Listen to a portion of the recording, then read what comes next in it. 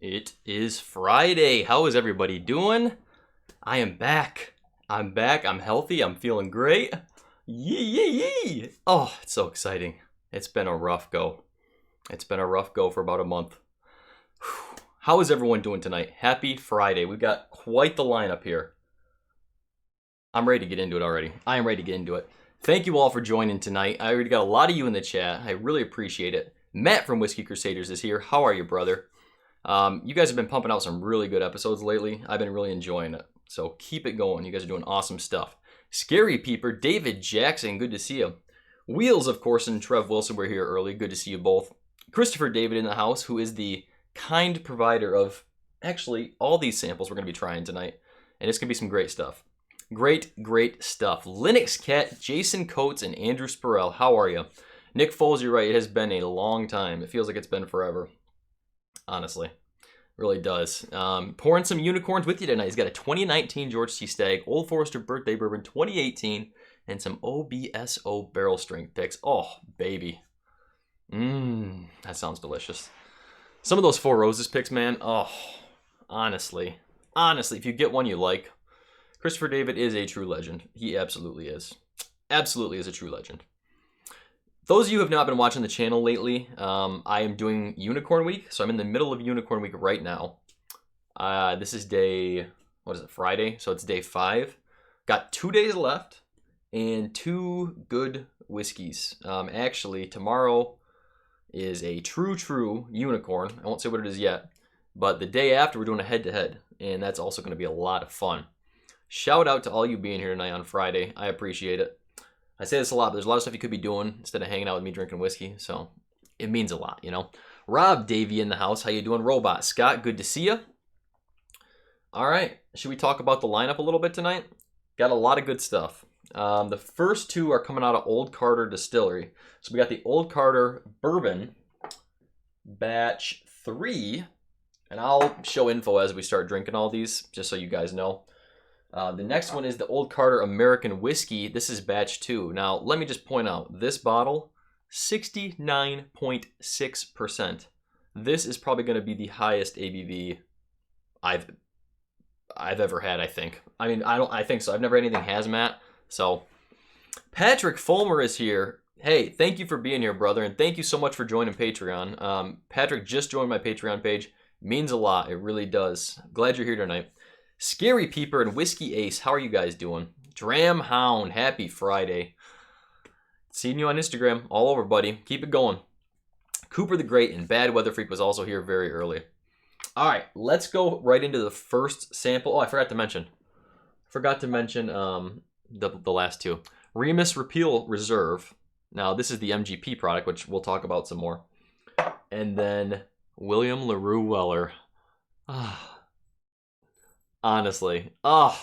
Good Lord, that whiskey. That whiskey. It got me, man. William LaRue Weller was it the episode today? Episode I put out today. And I legit had like a breakdown on stream. I don't know what it was, like, or not on stream when I was recording. I didn't cut it out. It felt a little awkward and weird when I was watching it back editing it, but like that was my legitimate reaction to like nosing and tasting William LaRue Weller for the first time. It was unlike anything I've ever had, and it's one of those whiskeys, like I mentioned, it changes your perspective on whiskey. Like, you think you know whiskey, you think you know good tasting whiskey and how whiskey should taste, then you try something like that, and it really, I don't know. It really changes your perspective on what whiskey should taste like. It ruins the rest of the bottles for you, but that's okay. That's all right. DH Silva's in the house. How are you, brother? And the Oak and Smoke, Brent, how you been? Appreciate y'all being here. All right, let's go into... Well, first, let me ask you guys. How have you been? You know, how have you guys been? It's been a month since I live stream. I'm going to start getting back on every other Friday, 9 p.m. Again, I work every other Friday, so I work till 10 p.m. Eastern, so I can't stream after that. If I have time on Saturdays, on the weekends I work, I will try to stream Saturdays too. I want to get more consistent with live stream because I love doing this. A lot of fun. Welsh Toro, good to see you, brother. One other thing I was going to say. I don't remember what it was. Let's go right into it, guys. First Bourbon. Let me pull up a little image here for you about it, and we'll talk about it a little bit. Old Carter Bourbon, batch 3, baby. I'm excited. I haven't had any Old Carter expressions at all. So this comes out of Old Carter, obviously, and this is rumored to be George Dickel. So any of you who watch the channel, you know I'm a little bit leery of George Dickel. Was not a fan of some of their expressions, but, you know, I've had a couple picks, George Dickel picks that were decent. I wouldn't say incredible, but this is supposed to be on another level, and I really hope it is. Mash bill is undisclosed, but all barrels are the same mash bill. That's all I could find on that. DHL has been trying to save money, spent $3K in whiskey since I last went live. Well, it is hunting season right now. You know, it's hunting season, so you gotta spend when you can. I know you're drinking some good whiskeys. I see what you're talking about all the time. This is a blend of 15-year with 12 and 13-year barrels. So this is some older Dickel juice. Ladies like the older Dickel juice. And ABV's 53.4, MSRP about 200 bucks, but they did only produce, I mean, less than like 2,000 barrels of this. So it is very limited, but I'm really excited. Can we find a Dickel that I like? You know, that's what I'm hoping. Matt, how you doing, brother? I am happy to be back. You got it. Nick Foles says you got to try the 2019 Four Roses limited edition. It's on another level, like you said. Yeah, it's you can't. Yeah, that's another one that it's an evolving whiskey. You know, it really is. And maybe if we get time at the end, we'll pour a dram of that too, since I was lucky enough to get a bottle. Like the old Dickel juice, we'll see.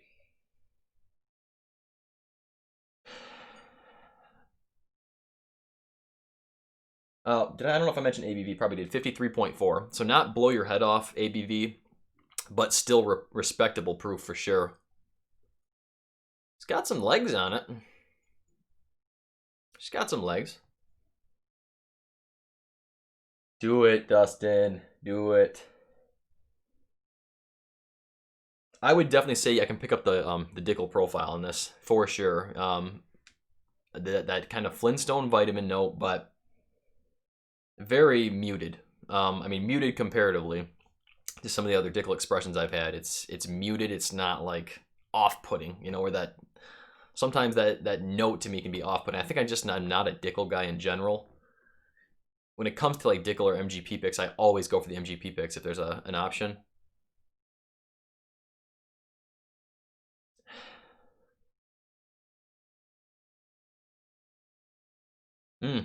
Almost like a dusty nuttiness on this too. Dusty nuttiness with a little bit of sweet oak on the back end of the nose, actually. A lot of times I'll pick up sweet oak on the front of the nose. But this is more, it's so weird to say this, but I've said it a couple times now, like the back of the nose versus the front of the nose. Like when I take a deep inhalation in, I can feel like the tingle in the back of my nostrils. That's where I pick up some different notes sometimes. Classic bourbon profile. Dusty Nutty Dickel, Charles. You're right. You're right. It definitely smells like it's got some age on it. I feel like with George Dickel, at least when you find some of those picks or just juice in general that's got more age on it, it kind of mutes some of those off-putting like minerally notes that at least I don't enjoy. A lot of people probably love that profile, you know. Guy Davis, good to see you, brother. Thanks for coming in. All right, let's give this a sip. Cheers, everybody. Let me know, what are you drinking right now? I'm gonna save my next question for a different dram, but what are you drinking right now? Put it in the chat.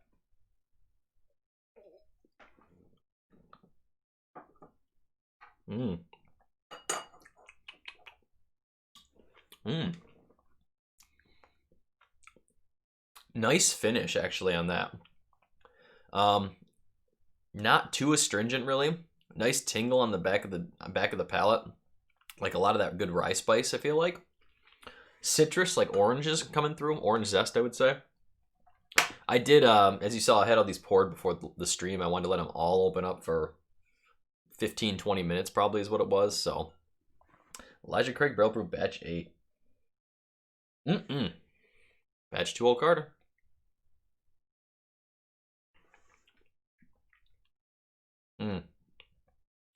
Really nice. Really nice burst of flavor on the front of the palate on this.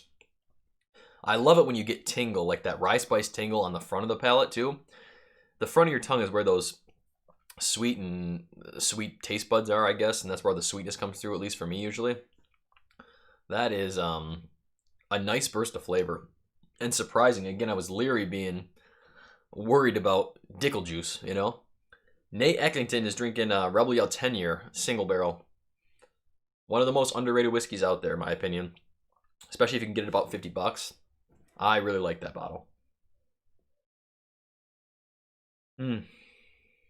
Now guys now moving on to Elijah Craig Barrel Proof. He asked me before the stream, what do I drink, Michter's or Elijah Craig Barrel Proof? I said, I think you know my answer. Both. We have an hour. We have an hour together. You're going to have time, I promise.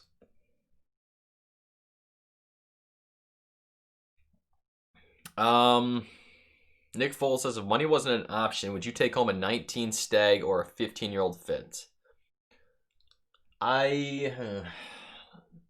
Money's no option. I would take the Stag because you can do more with it if you wanted to. I mean, if you're talking strictly drinking, I haven't tried the old Fitz 15, so I don't know. I don't know. I would probably go with the Stag. A lot of people hated the 2019 George C. Stag this year. For Unicorn Week Day 3, I think it was, I did a side-by-side with Stag Junior Batch 11, and I actually enjoyed the 2019 Stag a lot more. It was just the age on it, man. Like the 15 years in a barrel, it just adds a layer of depth and complexity that the Stag didn't have. Stag was a little rougher on the edge, a little sharper. I did recently just pick up a Batch 13, though, luckily, so I'm hoping that's going to be closer, closer to the Stag. I think I got a little bit of that sample left, so we can probably do another head-to-head. I'd love to do that. DH Silv says, batch 2 for the first time, I'm getting that Flintstone vitamin, but it's smooth and sweet, finishes with some citrus. That's exactly what I just described. That orange citrus on the back of the palate. But the Flintstone vitamin is there, but it's not off-putting for me. I like it. Probably the best George Dickel sourced, or even just George Dickel item I've had that I can remember. I love the tingle. I love the finish. The mouth coating's a little lacking for me, but that's probably proof. I'd prefer a little more proof. These are all high proof expressions, especially the next one we have coming up. And I should tell you guys now, I recently started a diet. My wife called a nutritionist. She was sick of me eating fast food every day after work and just every day of my life. So called a nutritionist. I've been on a hardcore diet now for about 2 weeks. Whiskey is my cheat meal, if you will. I'm only doing it like 2-3 days a week when I film and when I review, at least for the time being. Live streams, I'm gonna drink as much as I want. Like it's gonna be my cheat day, cheat meal. But it's going well so far. I'm eating super clean, so I might get drunk very quick is my point in telling you all this. I may get very intoxicated very quickly, so you've been warned. You've been warned. I'm gonna save a little bit of this in here, and we can come back down the run if we have some time. All right, let's go into number 2. Let's pull this up here again. Another Old Carter. This is the American whiskey. Now, as I mentioned, high ABV. Holy crap, 69.6%. That's probably gonna be knocky on your ass proof, but I'm loving it. 12-year barrels they used for this. Now, they didn't, mash bill's undisclosed, so we don't know. All it says is it's a high corn mash bill, so probably at least 51% corn. And again, the price about the same, $1.99. Dustin said, are you doing a low carb or just calories? Carbs type best. No, just the nutritionist set out an actual meal plan for me, so I have a balance of everything. I don't feel hungry, which is the best part. That's what's ruined my diets in the past, but I'm exercising a lot too, so I've already dropped like 7 pounds in 2 weeks. It's probably not healthy, but that's about 2 pounds a week ish. It's fine. I can drop weight really quick, luckily, but yeah, Okay, I'll go get my American, Dustin says. That's why you're spending so damn much money on whiskey, honestly. Whiskey has barely any calories. That's what I tell myself. And honestly, during this too, the most I'll drink in a live stream is 5 ounces, unless I'm doing something with Jason or something where I have to drink a whole bunch of 5-finger pours, which You know, it's fine. It's fine. It's fine. All right, let's go into this one. Would not guess 70% on this. Just on the nose. I mean, honestly, it smells a little more muted even than the bourbon. It's got a little more punch, I guess. I stand correct. It's got a little more punch. It does. Oh, that smells nice too, though.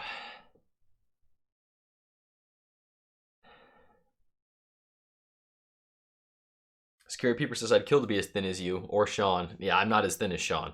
He's pretty tall, so he's filling out. But I'll tell you what, I got some thick thighs, thick with 2 C's. So that's what weighs me down.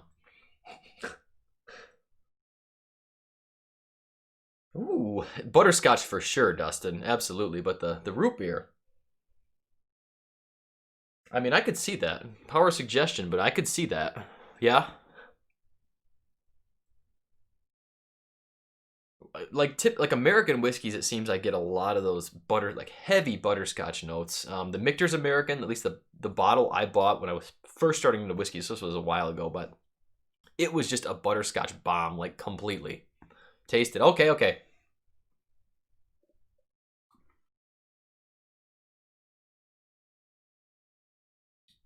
Woo! Holy, that'll bite you. There's the 70%. There is the 70%. That was major palate shock, even compared to the first one. Let me get another sip.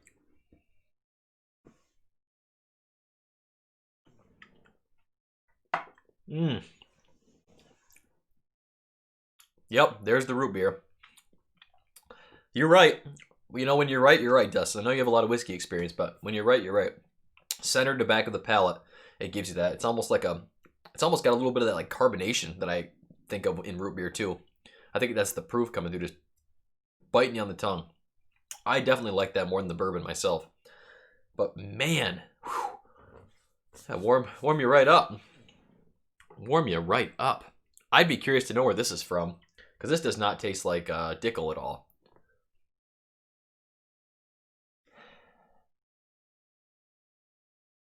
David Jackson said he's just starting his collection. He wants to open everything and taste everything, but he feels like he shouldn't. What do I do? I mean, how many bottles do you have? Let's start there. How many bottles do you have, and how many bottles do you have open? Because I'm up to a high number now, and my number of open bottles keeps going up. It seems like every week. So this is phenomenal. Man, I wish I had tried this in 2019, because this would have made my top 5. Absolutely.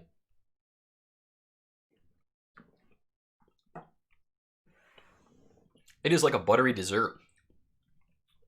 Wow. It honestly kind of reminds me of the butteriness I get in some Irish whiskey.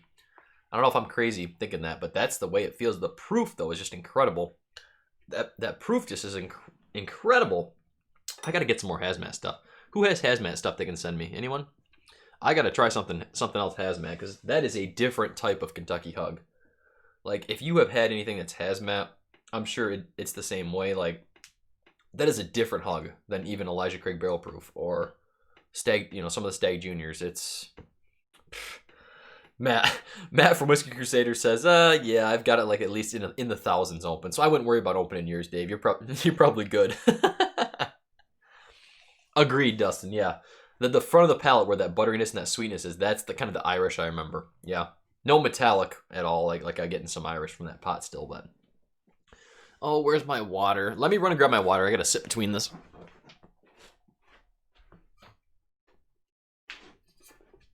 I didn't come very prepared today. It's fine, though. I noticed Fred Minnick was kind enough to stream at 5 p.m. today. Must have got the memo that I was going live at 9. What a guy. I appreciate that. Nice of Fred to look out for me like that. I'll tell you what, yeah, I was trying to do some research on Old Carter before the stream, like the last few days, and they're pretty, like, closed about it. There's not many reviews out there for people who have reviewed the whiskeys. I just want to know the information of where it was from. That was my biggest thing. See if I can pick out stuff. JS Kagan 626 says it's MGP distilled in Indiana. Really?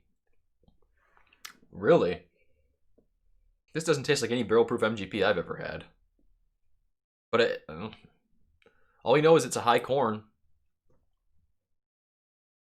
But this does not taste like any MGP, barrel proof MGP I've had. Anyone else back me up on that, or am I crazy? Yeah, it doesn't really give that Dickel profile either, though. I mean, Dickel, I can tell. You can just tell it's Dickel. I have not had Volstead yet, Matt. Love to try that, though.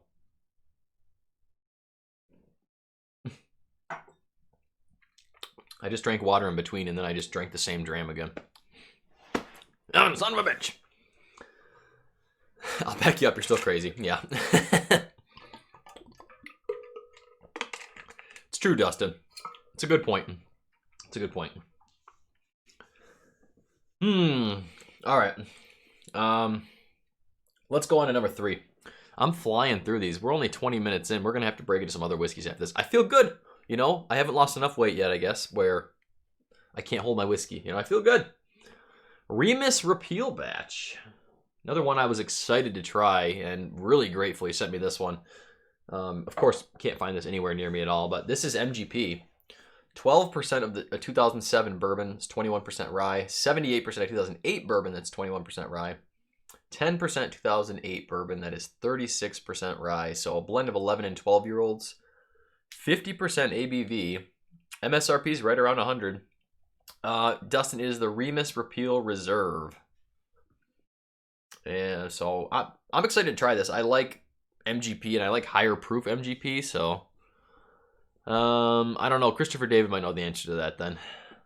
Bottle says Remus Repeal Reserve ABV 50%. He can answer that, I'm sure. He is the man after all.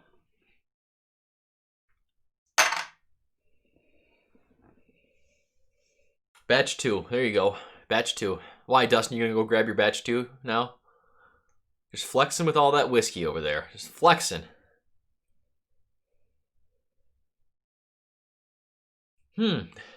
This is reminiscent of MGP for sure.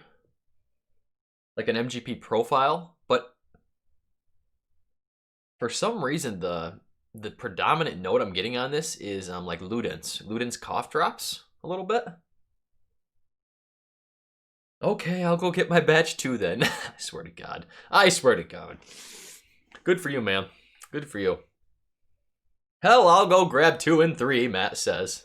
You go, guys. You go. Yeah, to me, like, I don't know. It's giving me that Luden's, that it's like a cherry cough drop to me on the front of the nose. It's got that nice MGP higher proof, that richness that comes through a lot too. But this isn't super high proof. I mean, we're about 50% ABV, so it's up a little bit. Batch 3 is way better, Dustin said. Interesting. Interesting. Cherry, I guess I'd say some lighter fruits with this too. Nothing too heavy. I forget what I said the age was. 11 and 12 year, I think. Not much oak for me coming through on this. Matt does have literally everything, yeah. Not too much oak coming through on this. Nice legs, though. Whew.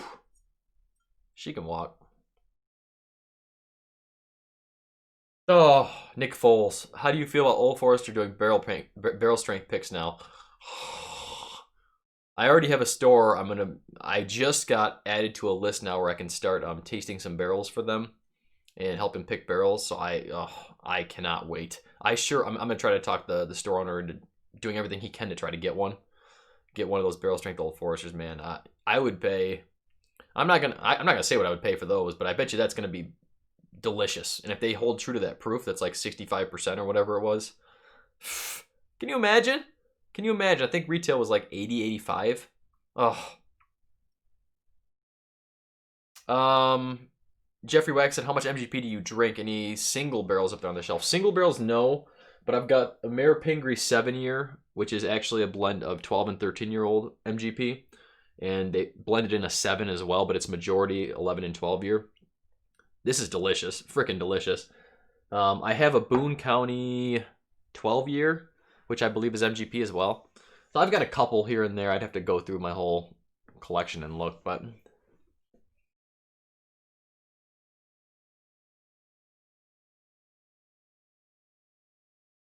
as I'm letting this glass open up a little bit, it's given more the MGP rye notes to me.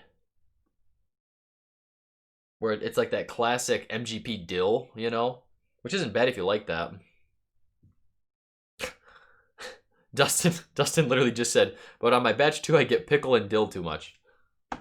Great minds think alike, I guess.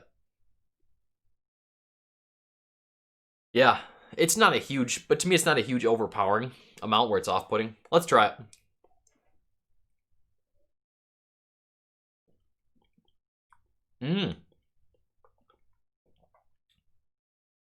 Like the palate a lot more. None of that cherry cough drop on the palate. That was just, front of the palate was that nice high proof MGP sweetness. I don't really know how to describe that, but it's, for any of you that have drank MGP or quite a bit of it, it's just that nice MGP sweetness on the front of the palate. Like a burst of sweetness, you know?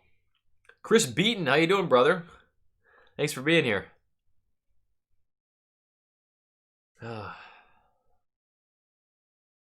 Peter White, how are you doing? UK sports fan. You've been commenting on a lot of my videos. I really appreciate it. Thanks for jumping in. MGP stuff is just great. You're right, Matt. It's just, they do such a damn good job. You know, they really do.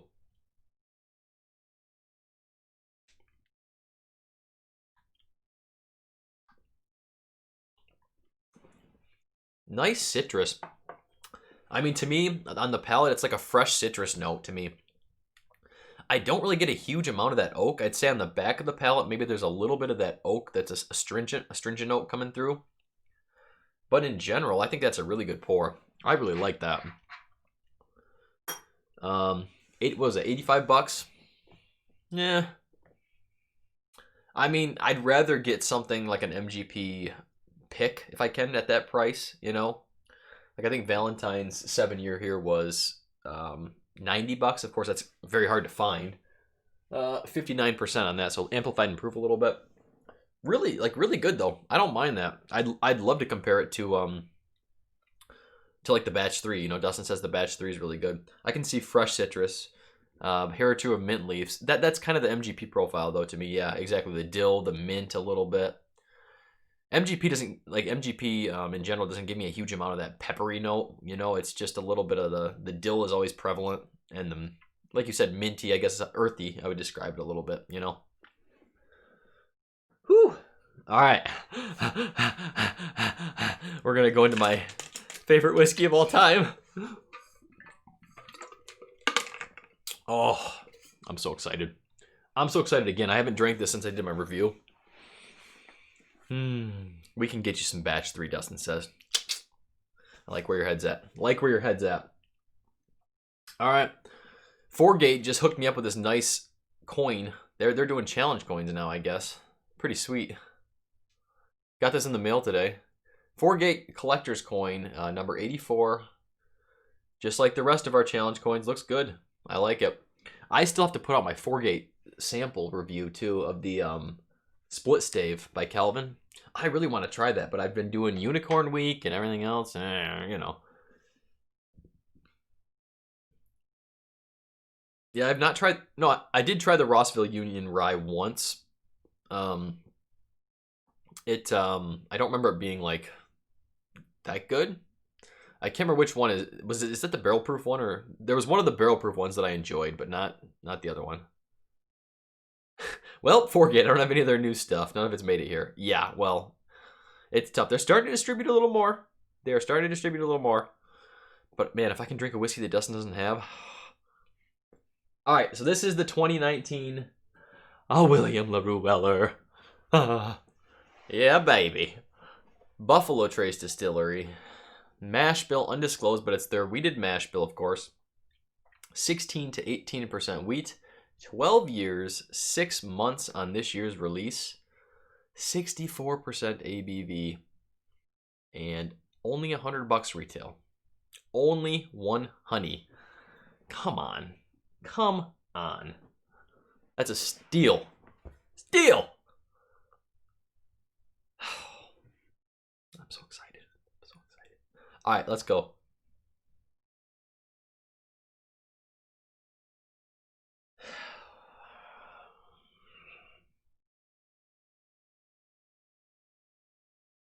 That cinnamon cherry Buffalo Trace punch, you know? So rich, so creamy to me. Oh, really?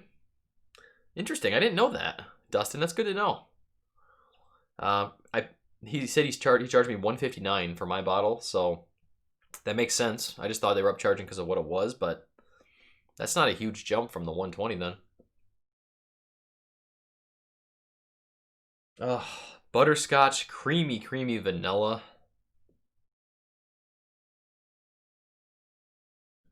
The oak is just very mellow in this one. I don't get a huge punch of oak.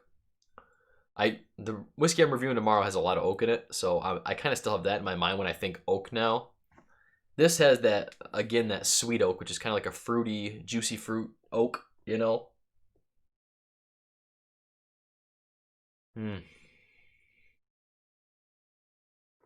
64%, there's just zero alcohol burn.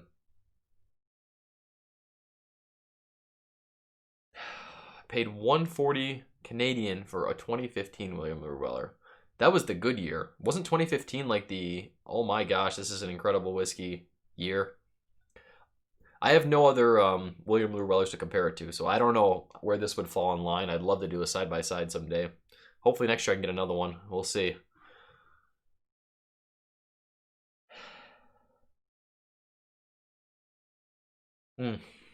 So good. Let's give it a taste. Happy Unicorn Night, everyone. Happy Friday.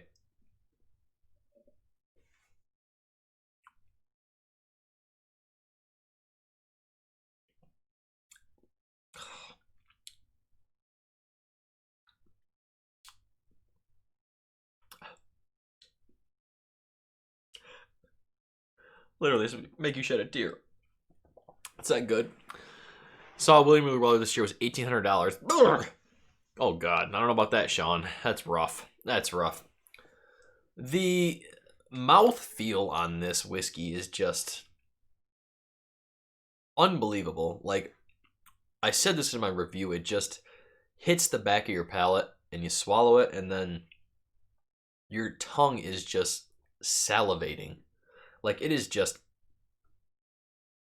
spewing out saliva, wanting you to take more, honestly.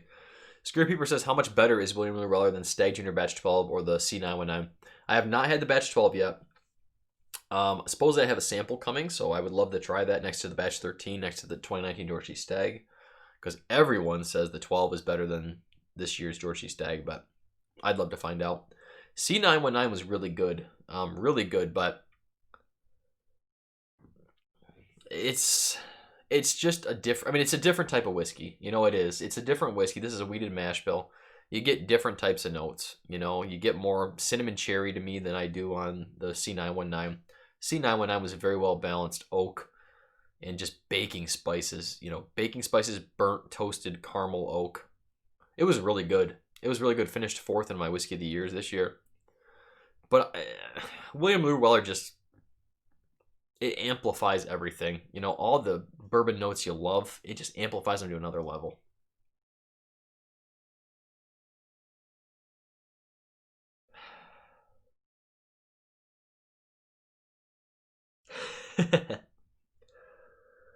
Exactly, Dustin. That's why I want to find out, because I tried batch 11 next to the 2019 George C. Stag, and really, like, honestly, in the review, it was not close. It was not close. Like, it's just such, it's so much more well-rounded, the George C. Stag was, even though people did not like it this year. So, I mean, people have done it blind, like the Bourbon Junkies did it blind, and I think it went higher than the George C. Stag, you know, so I'm intrigued. I'm intrigued. Cinnamon cherry, creme brulee. Juicy fruit oak, like I mentioned. I mean, it's like a juicy fruit gum in a barrel. I could just smell that all day, honestly.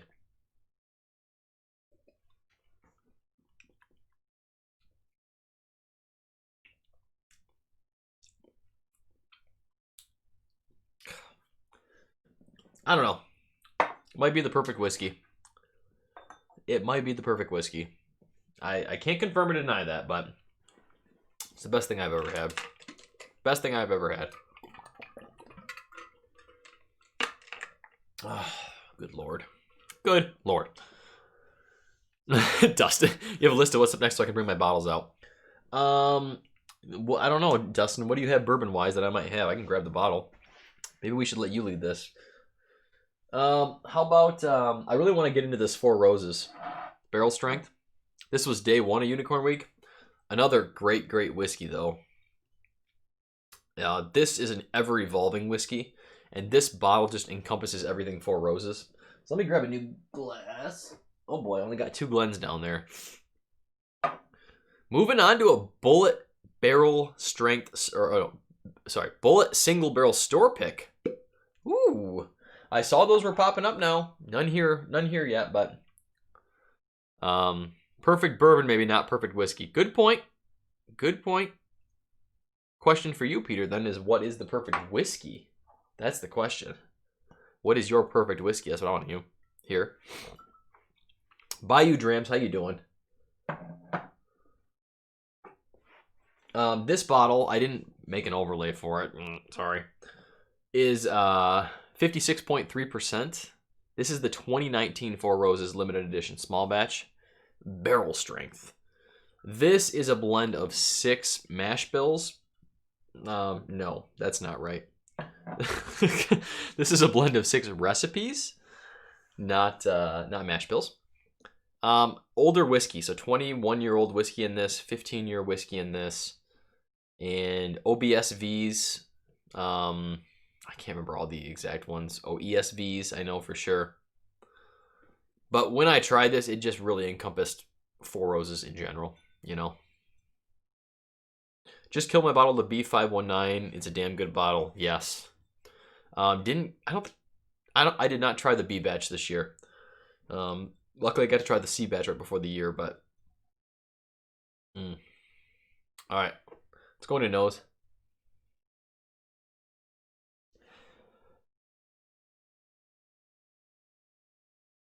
WB Saffel all day wheels. If you can find one, send it to Christopher David too, would you? That's his unicorn bottle. Bond and Lillard I never tried, so I can't say that for sure. But I've heard it's not that good, comparatively. But I reviewed the WB Saffel. Older wild turkey juice in that thing, and it is some good stuff. Oh yes. This just gives me the floral, you know, the Four Roses, the floral notes you get, the spice, of course, on the back. The mint, I mean, like mintiness in this too.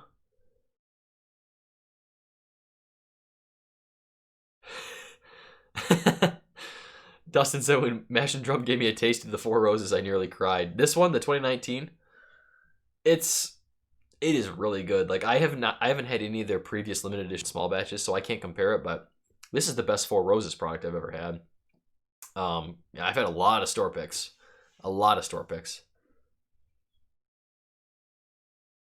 Oh, this just imagine, like, this is for me at least, like the best Four Roses pick you've had, where it's got just an incredible nose, no alcohol burn, it just smells like a great Four Roses profile, you know? That's what this is. I've heard this is much better than the 130th, Dustin, so I'm glad I was able to get this one. He gave you a sample of it, Dustin? It is just, I don't know. It was really hard for me to keep this off my whiskey of the year. But LaRue Weller is... These were really neck and neck. I mean, honestly, like this was really tough. Every time, even though my bottle's not drank down that much, I had it 3 times before I even got a bottle. I had a Four Roses event where had it twice, and then another time at a bar I found it. Oh, you bought a bottle, Dustin. Nice. Yeah, worth it. Worth it for sure. And it's just every single time it tasted different. You know, it really did. This time going into the nose, it's giving me a lot more of a rye bite. You know, a lot more of that rye spice on the nose. All right, let's go into this. Cheers.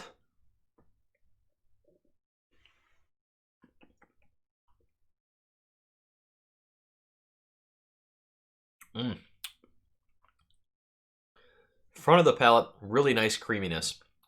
Gave me almost like a creamy vanilla. The back is where that spice takes over. You know, that nice 35% rye spice just comes in, takes over the palate.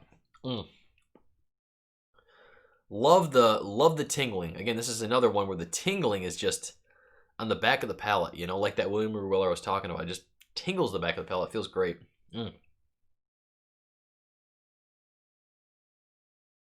Dustin says the bottle's way more spicy than any other bourbon he's had, with so much older whiskey flavors too. Yeah, I'd agree with that. Yeah. OG Brick in the house. How you doing, brother? Attaboy, Wheels. That's encompassing bourbon right there. Good to see that.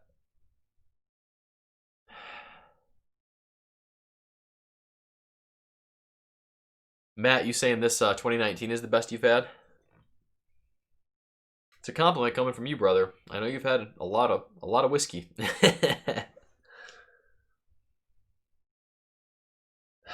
It's just such a good nose, such a good palate. All right, let's go for another sip.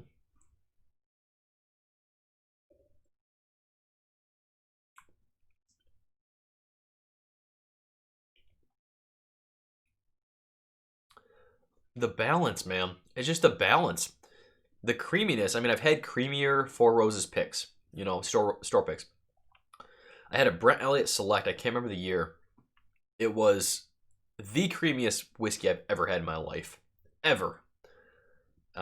It was something really, really special. It was delicious. Mouthfeel and finish are like a massive thing for me for my whiskey when I'm choosing whiskey and picking whiskey. And that Select was incredible. It's probably one of my top fives I've ever had. I can't remember. I'll have to ask Dusty Dan. Dusty Dan's Whiskey Reviews. He sent me a sample of it. It was ridiculous, but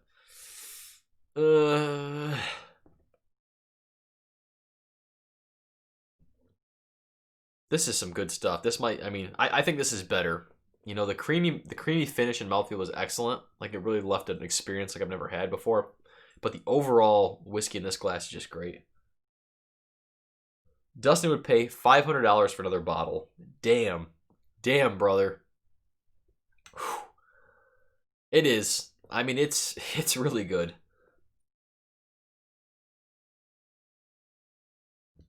Randall asks, is the Dickel 13 Blue very good? You'll have to watch my review of it. Really, you should watch my 2019 Whiskey Awards episode, because I do talk about it in there, and you can find out for sure. I have a bottle. Again, thanks to Christopher David. Thank you, brother. But people in the chat can let you know, too, what they think of it. There's mixed reviews, you know. It did win Whiskey of the Year.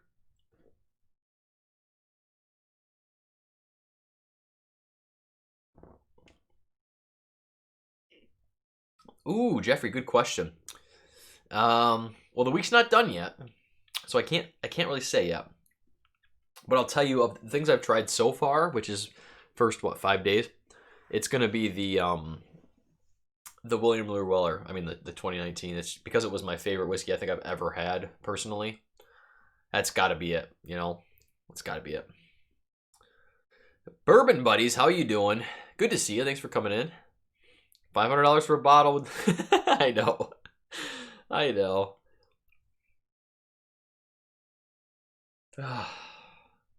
It is. That's a good way to put it, Chris. Christopher David said it's a love or hate bottle. If you have had any George Dickel whiskey before, and you like it, you're gonna like the bottle, like you are. And for the value, like honestly, it's only a $35 whiskey. Like, that's the thing, you know. I get it, but it doesn't agree with me. it just doesn't agree with me personally, and that's fine. You know, there's so many whiskeys out there for all of us different bourbon and whiskey drinkers. You know, there really is. That's why they make so much, because we all love something different. We all like a lot of the same stuff too. So, you know, that's my. I wish I could give you a better answer than that, but if you've had anything George Dickel, if you liked it, then yes, you will enjoy it. It's worth the gamble at $35. Let's say that. But it's one of the most overrated whiskeys.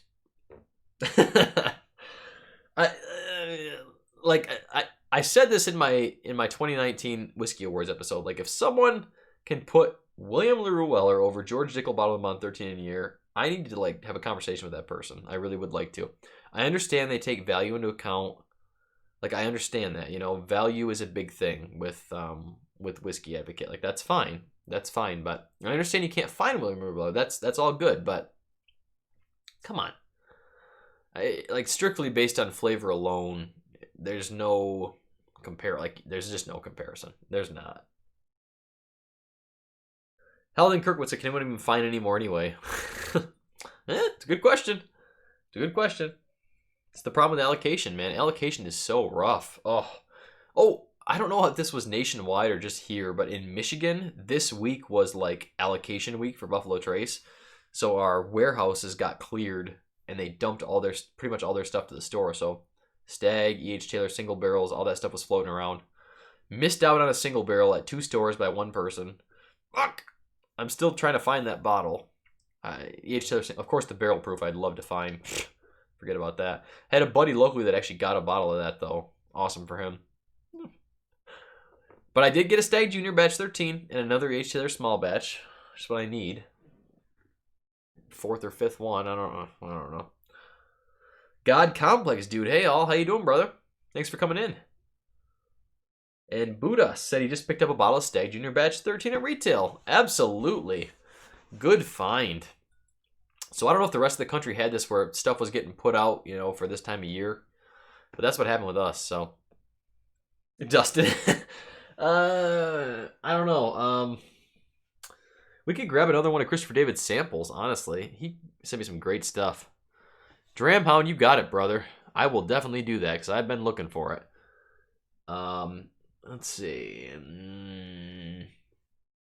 Oh, you know what? We have another old Carter that I put in my blind lineup. Let's see if I can find that. Give me just a second. Let me take another sip of this. I've been chatting and not doing anything else, you know. Hang on.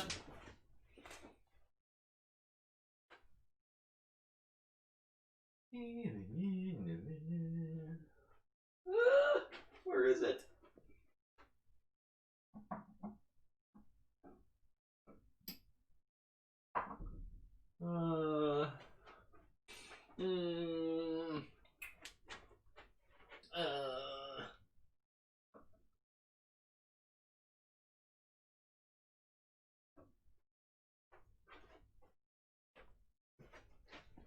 All right, Dustin, if you have this bottle, I couldn't find it. I couldn't find the other old Carter, so. But if you have this bottle, and I'm drank enough now that I can spoil this, but this is going to be my review for tomorrow, so I'm not going to talk about it too much. I'm just going to sip it and enjoy it. Put a little bit in there. Want to save some for later. Pappy Van Winkle 23 year. This is, this is the unicorn. This is the unicorn. Got to get some water before this. Hang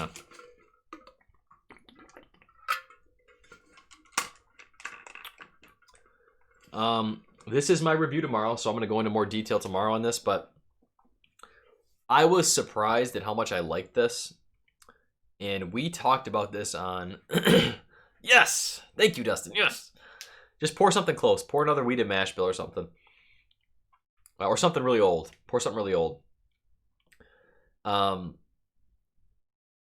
Did try it on Wednesday, yeah. The 2019? Yeah, the 2019. This is a special, a special whiskey. I wish Pappy sucked. Like, I wish it did. Let me just go into it a second. Like I said, I'm not going to say too much, but so this, because of the age, it gives you the sweetest, creamiest oak note you could ever imagine on the nose. You know, more than the Pappy 15, more than the LaRue Weller 2019. This is really an incredible nose, and I didn't even say this in my review. You know, my review I was kind of like meh on it, I guess. Just watch tomorrow, you'll find out. You'll find out. I wasn't meh on it. It's a delicious whiskey, but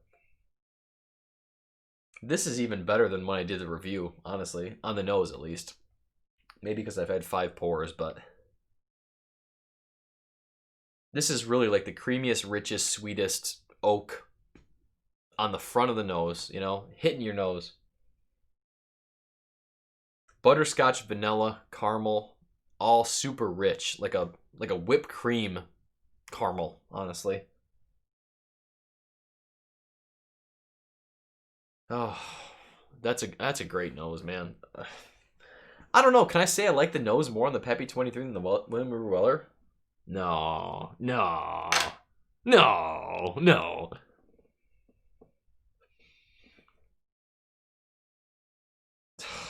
I might. Damn it, I might. Chris, you're killing me, man. You are killing me with these good whiskeys.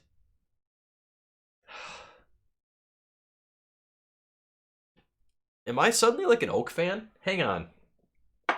So my whole whiskey journey so far, I've said like, oh, I don't like overly aged bourbons. I don't like old stuff. I don't like stuff with too much oak. This smells fucking delicious. Like, honestly, this smells so good. I might be an oak guy now. I might be the oak guy now. Try the 20. Hey, if you got a 20, I'm happy to take it from you and try it. I don't know. Richie Z's in the house. How you doing, brother? We're drinking some Pappy 23. 6th pour of the night, so, you know. No, Matt, I haven't had that either. Now that I enjoy this so much, the Pappy 23, I'm going to have to try some of those older, like, you know, rhetoric expressions and things like that. Some of that Orphan Barrel stuff, because they're really, really old whiskeys. And I thought I hated oak. Like, honestly, like, the reason was because I had Elijah Craig 18, like 3 single barrels, and only one was good. The 2017 was delicious. I enjoyed the single barrel I had. After that, it was like, whoa, that's an oak bomb, and that's bitter, sharp, not good oak. Like, that's what it was. This is like the creamiest, richest, smoothest oak you can have.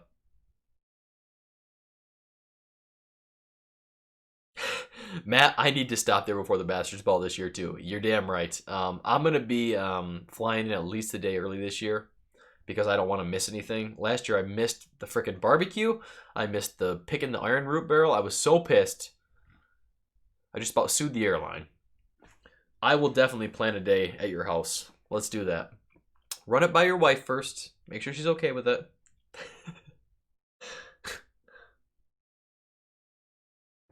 All right, I can't smell this anymore. Please watch the review tomorrow, guys, because this is a true unicorn whiskey. Like, holy crap, you know? Yeah, Scary Peeper, you tried the 20 next to the 23, and you liked the 20 better. Is that what it says? Try the 20, you prefer the 20, yes. You like the sweet oak.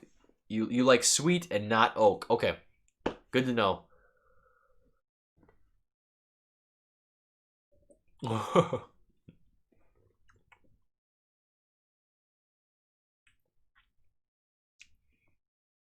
Yeah. It's good. Take it easy, UK sports fan. Good to see you. Thanks for stopping in. Thank you for stopping in. Appreciate you hanging out.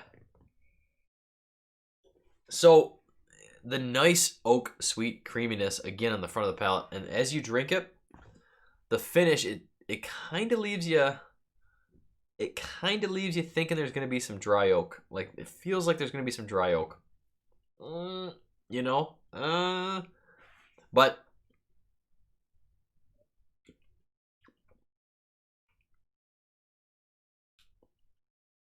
I would say it's ever so slightly astringent. But it's less astringent than the Pappy 15 that I had, which was a 2018. My opinion. Which which is crazy. Like, you'd think the older it's in, you know, the longer it's in the barrel, the more bitter it's gonna be. Dustin, absolutely. I should be editing for tomorrow, but that's fine. Luckily, I've got the episode for tomorrow done, so we can deal with the other one tomorrow. I have a massive whiskey tasting tomorrow night too, so the diet's gonna be completely ruined. Anyone who wants to check out my Discord after this stream, we'll probably be chatting for a while. If someone could drop a link in there for Discord, that'd be great. We can do voice chat, talk back and forth. It's a pretty good time. Just talking more whiskey.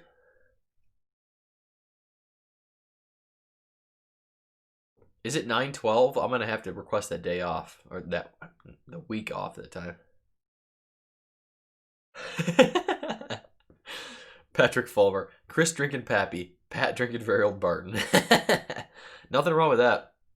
Nick Foles, I'm not sure. I talked to him earlier actually on Face Chat. He was wondering where a good place around here is to go to dinner, but I don't know. I didn't see a thumbnail for him like going live tonight, but usually he goes at 10 lately, you know. I'll wrap up if he is. If someone can check, that'd be great. See if he has something scheduled or if he's coming up, you know. So, yeah. Wrapping up this, at least, I like this Pappy 23 more than I did previously. You know, I really do. Damn, I wish it wasn't such a unicorn. Ah. Interesting, Chris. Christopher David said, I think something is up with my Pappy 15. It does not taste right. Don't put too much weight into the sample I sent you. Really? You think it's off? I mean, it's possible to get off samples. It didn't taste bad. Like, it was not a bad whiskey. It was still a good whiskey. It was a little astringent on the finish for me. I don't know what it was, you know.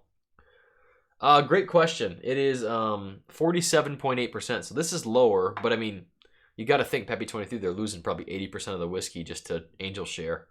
So they have to water it down a little bit. 47.8. Can you imagine, like, whoever, though, the Van Winkle family trying this stuff at barrel proof? Pappy 23 at barrel proof? Oh! I gotta get into a distillery, man. Someone give me a job at a distillery. The one thing I will say about higher aged whiskeys, hang on. Appreciate that, Scary Peeper. The nose in the glass after it's gone. And this is a thing in general for me in whiskey. Like, really any whiskey, it's just, once you finish your dram, you smell your glass if you've not done this. It's just a rickhouse. I've done a couple Buffalo Trace tours now, and this is the Buffalo Trace rickhouse, you know. It just smells so good. It smells so damn good. Ugh.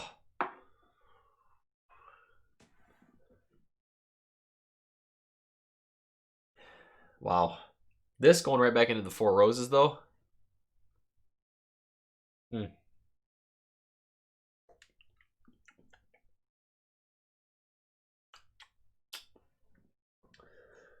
All right. I don't know. Did we ever find out if thank you, Trevor. Appreciate that. Did we ever find out if Matt's going live tonight or not? I don't want to cut into his time, but I kind of want to have one more drink.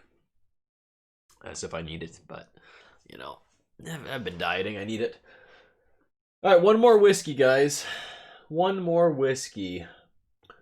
What do you guys think? Should we do? Should we go back into the Stag Junior Batch 11, see if it's any better now? I kind of want to do that. Really high proof, but I feel like I should probably do that. I need to give it a fair chance, you know?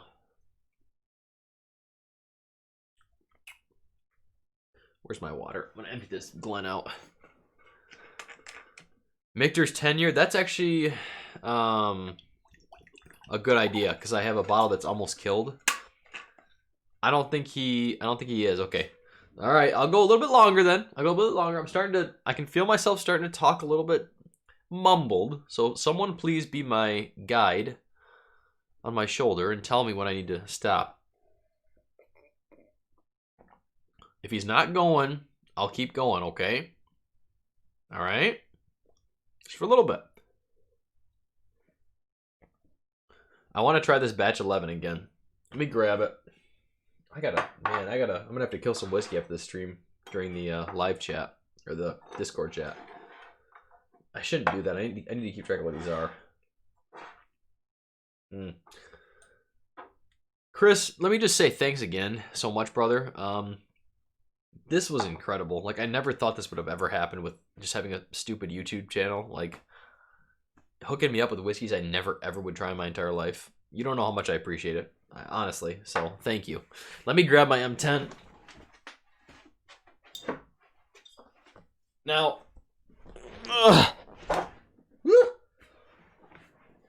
bottle kill night, body kill morning. I don't think I should bottle kill this. I feel like there's enough left for another pour. What do you guys think?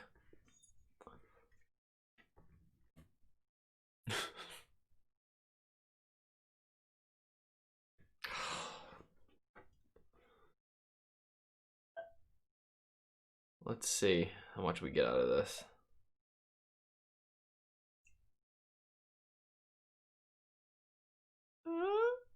Not terrible. Not terrible. Kill it. Kill it. Don't bottle kill, William says. I know.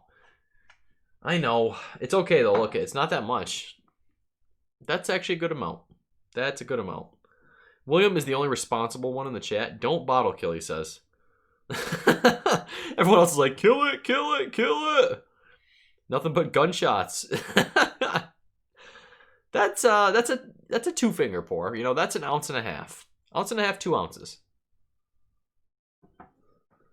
Luckily, thank God, I've got a backup. I'm really curious to see how this will compare to this bottle. Once I do finally decide to open this, I want to hold on to it now for a while so I can compare it to next year's bottle, hopefully. But this, I think, was really, really good. This tasted older. Like, it tasted older for sure. So much nice sweetness and richness on this. For those of you that don't know, this is out of Michter's Distillery. 10-year-old bourbon. ABV is the same as their normal Michter's bottles, so 47.2%. Oh, ADHD Whiskey's back. Hey, buddy, are you going live tonight or not? I don't want to cut into your time. Well, if you have a backup, go for it, William says. That's the spirit. These are all single barrel, so there could be variation, you know. They don't disclose where they source from. Most likely it's Brown-Forman, but it could be Heaven Hill. I've kind of read mixed things on it. We don't know. Very, very rich and creamy. I mean, rich caramel, rich vanilla come through. Rumor has it they used older barrels for this too, so I mean, like 12 and 13-year-old barrels is what I've heard.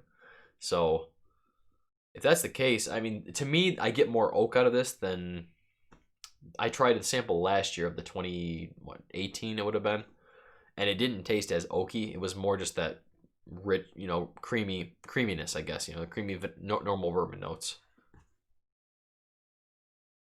David Earls, good to see you, brother. Thanks for coming in. YW's got some Jack Daniel's single barrel proof. Excellent choice. Morning, should I say? Yeah, it's about what, 10 here? 10 p.m.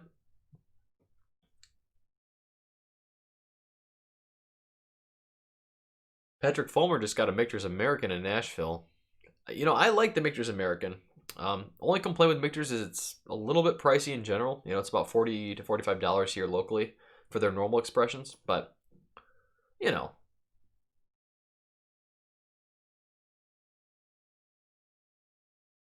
Richie, you're a bad influence. Do you have a bottle of Rebel Yell 10-year on hand? I have a bottle of that now. Yes, I do, but I can't finish this. This is not 2 ounces.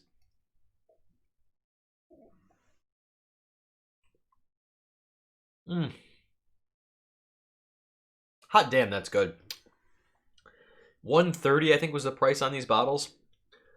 Me personally, this was number 5, I think, on my whiskey of the year. I would pay that again. Like $130, I would pay that for me personally. This is all subjective, of course, but I would. It's so good. Even at the lower proof, it's really nice. Butters says, just found a bottle of Blanton's today. What a great live stream to crack this with. Thank you. Please do. Enjoy it. You know, Blanton's, it's the single barrel. Again, you know, hopefully you got a good one. I hope you did. Which other Michters, if any, compares to the M10? Good question. I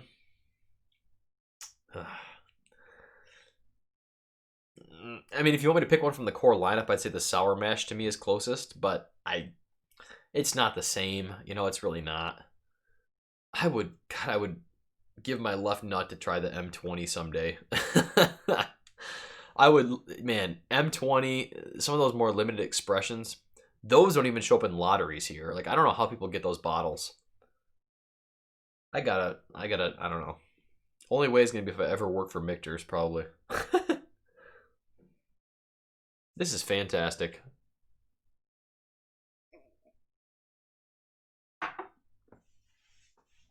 This actually, okay, Dustin, you've tried the 20-year. Son of a bitch! I believe it is. I would bet it is, man. It's got to be so good.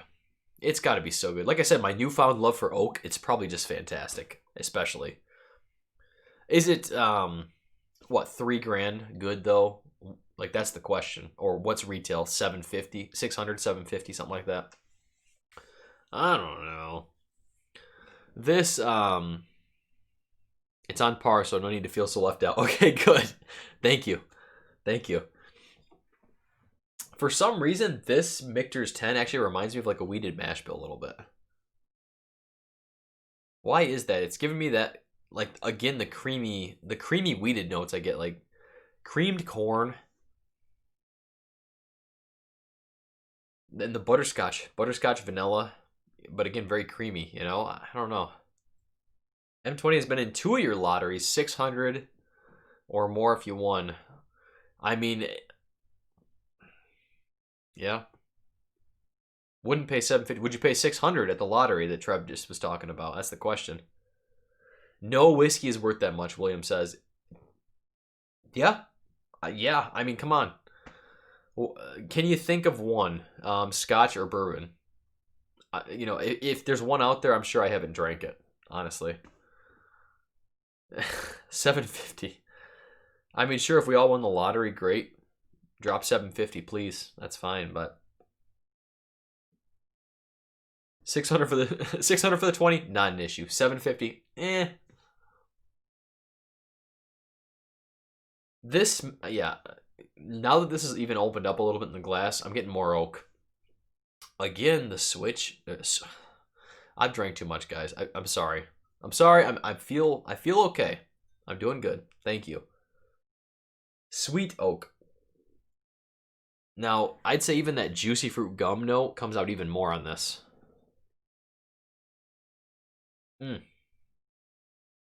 Remy Martin, Louis the 13th. I can't read that. Louis the 13th all day. Never had that.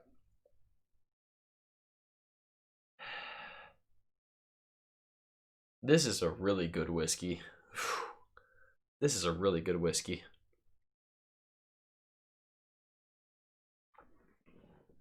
$150 I'd pay for this. That's my cutoff. It's a $7,000 bottle. Well, there you go. Nope, not paying that. I would pay $150 for this. That's my point. I like it that much. Even the low proof. You know, I put this in a lot of blind flights for me and my buddies.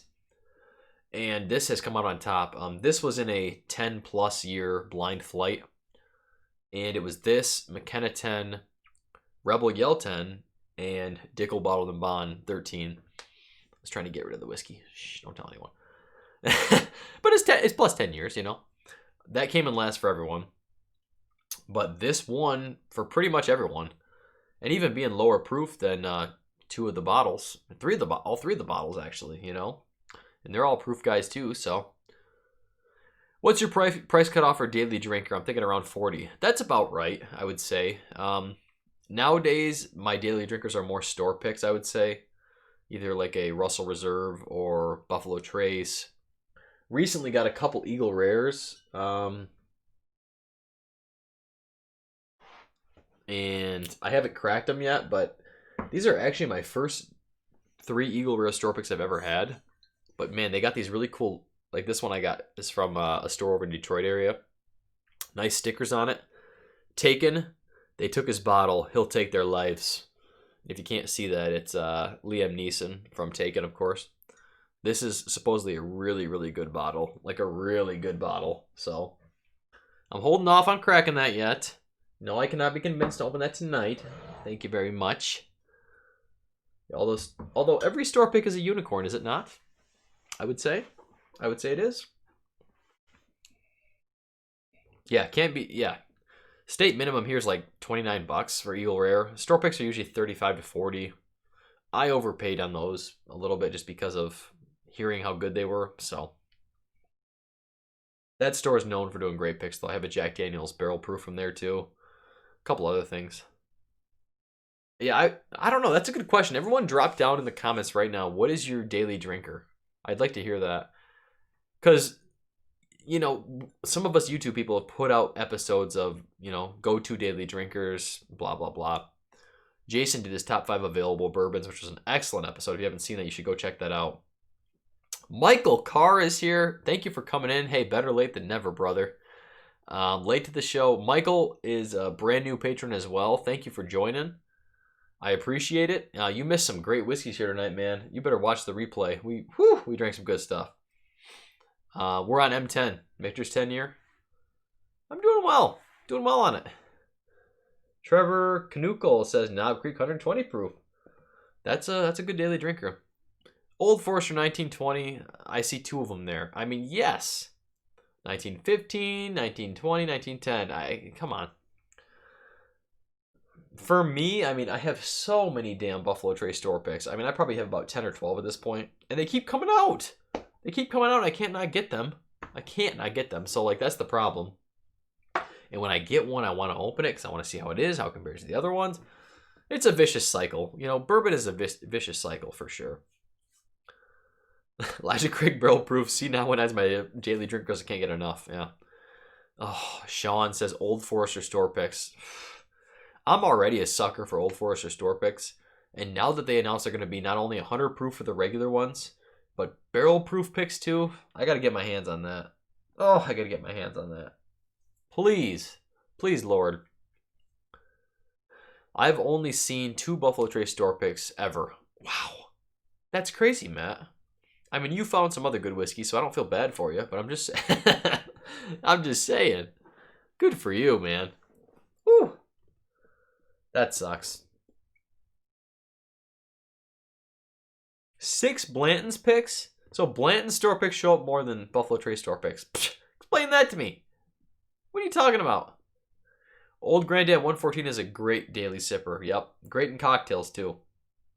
Great in cocktails. Halden said the same thing. OGD 114. Oh. This is so good. I gotta set this aside, though. We had to do one more whiskey, didn't we? Bourbon Apprentice in the house. Happy Friday, brother. Thanks for coming in. Didn't someone suggest another whiskey? Oh, Richie. Richie wanted to drink the Rebel Yell 10 year. How do we feel about that? Should we do it? I can't put this bottle like this because it's got a rounded top. I'll never work. Rebel Yell 10. Let's do it. Let me clean up my Glen. 75 in the chat. Thank you all. I think maybe around 80 is my record, so this has got to be all-time high. Pretty close. Thank you all for being here. What up? I Whiskey She Wines in the house. Let me just say I love that Bobby and Sam put out an episode about Christmas like 4 weeks after Christmas. That made me so happy. I loved it. It was great. Fantastic. Naughty or Nice. Fantastic. Bobby without a beard. Come on. The fuse is lit. Oh, she's lit all right.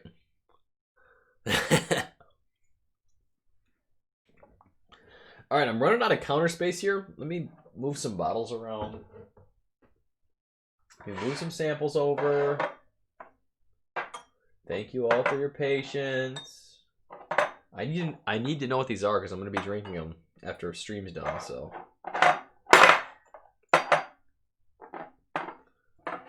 All right. This is probably going to be the last dram, everyone, okay? Come on.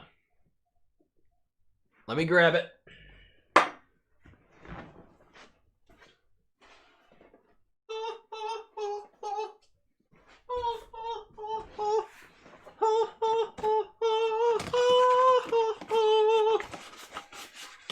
Let's go. Let's go. Ah, yes. Rebel Yell 10-year. Who's had this? Let me know if you've had this whiskey before. You know, I said this during 25 Drams at Christmas. I think this is a very underrated bottle. Nice cork pop.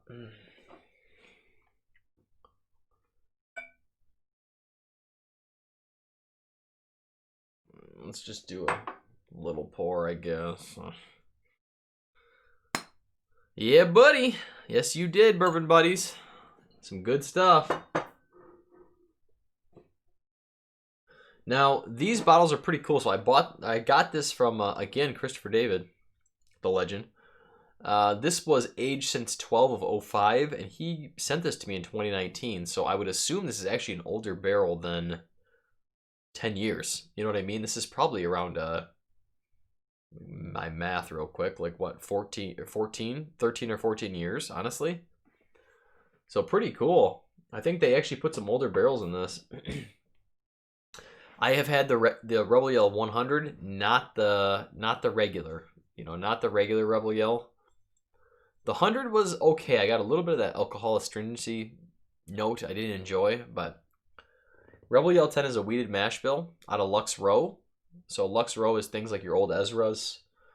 What else do they make? Nickel Reserve or something like that too.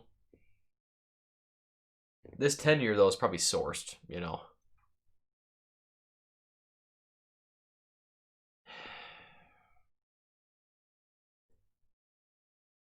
$100 proof.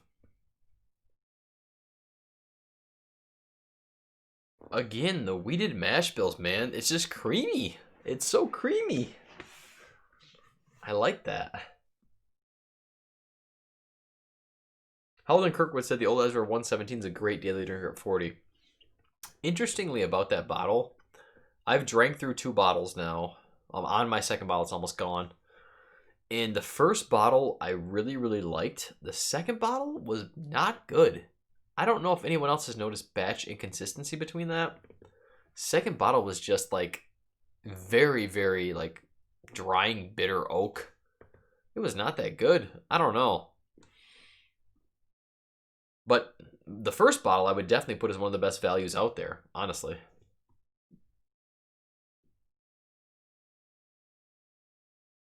Is it strange to say that I got black currant on the nose last time I did Rebel 10? I mean, everyone's nose is different, you know? If you got it, you got it. You got it.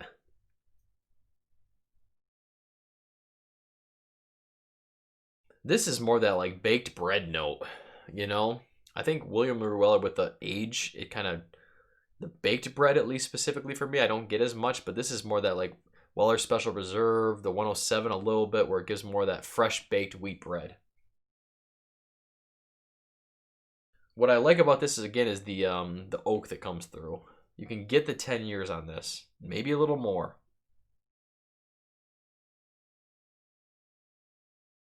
Really nice. Really nice.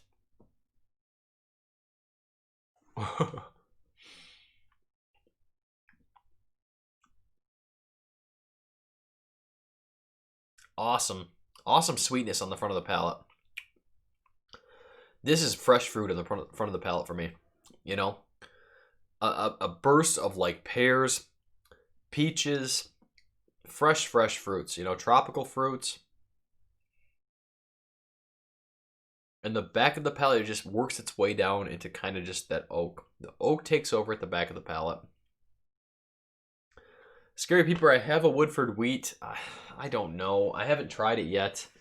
There's so, like you, it's so tough. I have so many open bottles. I don't want to open another one, but I needed to do a review of the whole Woodford lineup. I really have to.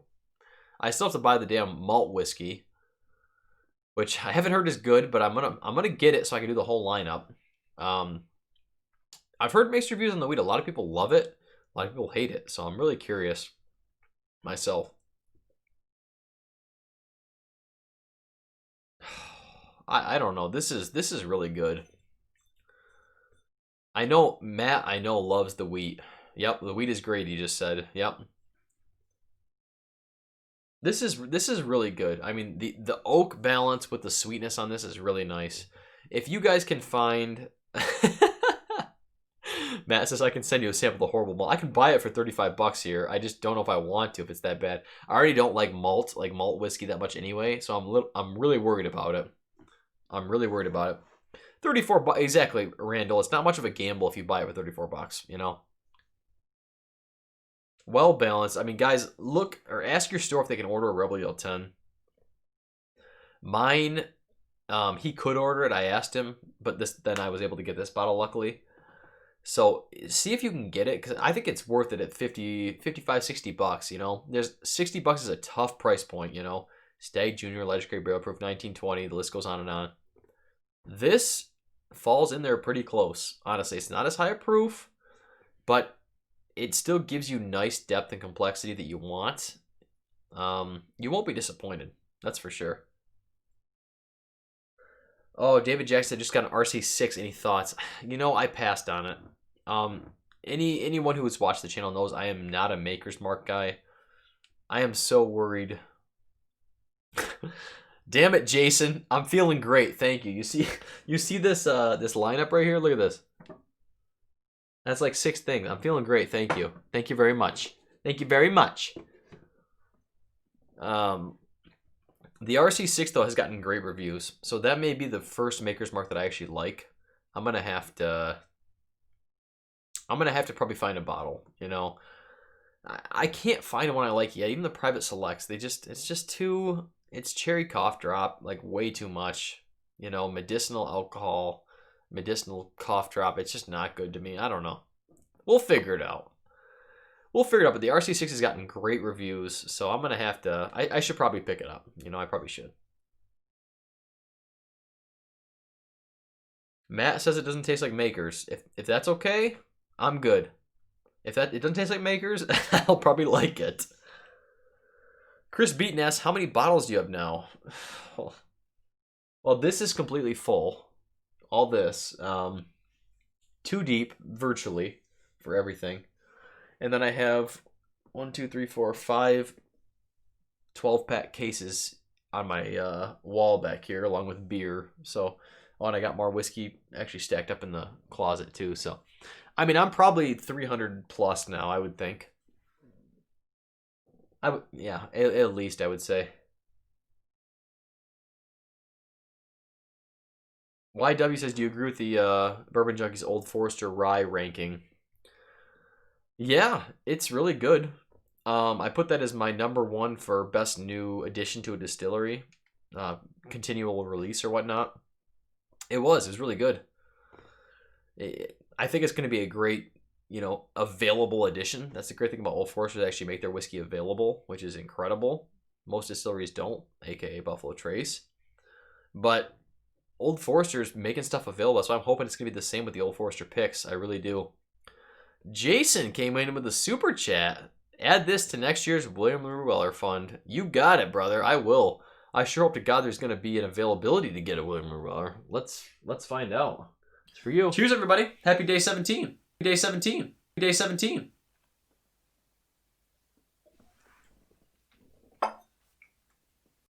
Oh, man. That was rough. That was rough. I maybe even kept that in the review, too. That was the worst part. I don't know. Jason, what do you think of Rebel Yell 10? I'd be curious to hear your thoughts. How do you think it stacks up against your available Weller 107 and some of the others? I actually like it myself. I think it's really good. At least the single barrel I have. again, it's a single barrel, so, you know, you could get a good or bad single barrel. Appreciate that, Jason. Ed, how you doing, brother? Rock Gut Review is in the house. Of course, everyone should go check out Rock Gut if you have not already. Love what you guys have been doing. Keep it up.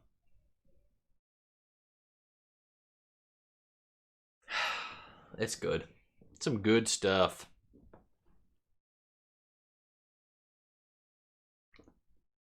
This is what happens. When I take a month off from streaming with you guys, I have to like drink all the whiskey in the world. This is the problem. I need to stream every week, at least every other week.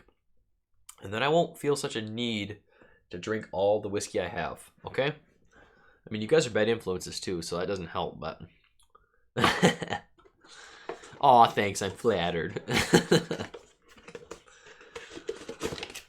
You're doing great, kid.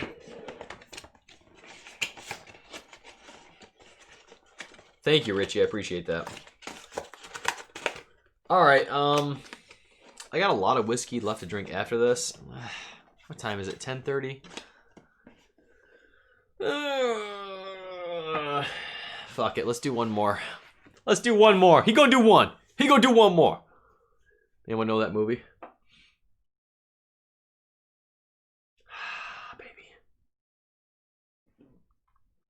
Baby.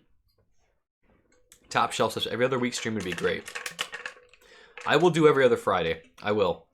I mean, every once in a while I have to switch shifts with my other pharmacist. So I will do the very best I can. I'm going to, like I said, I'm trying to do Fridays at least every other. And then if I can do Saturdays on my weekends too, that'll work. Mix them? I don't know. Really? That's so many. That's so many whiskeys. So let me ask you guys in the chat real quick. I've got a Henry McKenna 10-year or a 1792 full proof store pick. What do you guys want to see?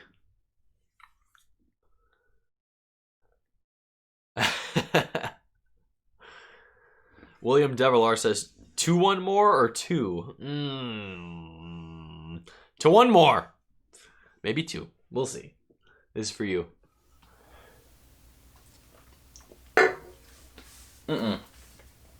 Nope. Nope. Not for me. My favorite whiskey in the world. My favorite whiskey in the world. Canadian Club. Ugh. No, thank you. All right, we've got an overwhelming 1792 in the chat, so let's do that. You guys are just trying to kill me with the high proof. I know what it is. All right. I'm easily convinced. This is a 1792 single barrel store pick from Smitty's, which is a local store near me. Now, the store tried this supposedly blind side by side against George C. Stagg 2018, and it finished higher than it. I've had a couple pours now. I mean, we're like, excuse me, we're all like halfway down the bottle. I've actually sent a couple samples of these to my Patreons, my patrons, so they know what this tastes like. It's a good bottle. Yeah, you're definitely getting me back up to speed, Charles. You're definitely getting me back up to speed. But the 2018 George C. Stagg, that's some good stuff. Bourbon Buddy says, Sweet Wheat just dropped near me. Should I grab it? Never had it. Never had it, so I can't speak to that. It depends on price. I've got a buddy locally who does not like it at all. He thinks it tastes like stale cardboard or wet cardboard, was his words. So, I mean, if you can get a Rebelio single barrel, I'd get that instead. Probably about the same price.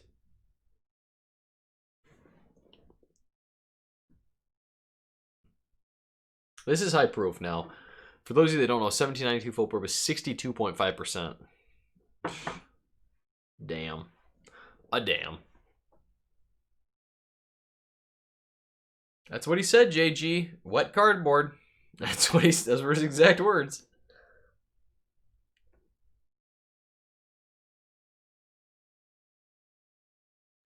Rocka says Sweet Wheat is very, very okay or oaky. Okay, right? Yeah, okay. Very, very average. Yeah, that's what he's saying. Oh, you got a foolproof David Jackson. Good for you. Good for you. I tried one sample before the new year and it was great. It was a store pick. Oh, man. It was some good stuff. I really, really liked it.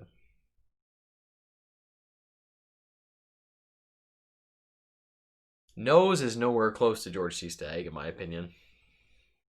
Keep in mind, we're 7 whiskeys deep. 7 whiskeys deep, but I'm just, it's not. It's not.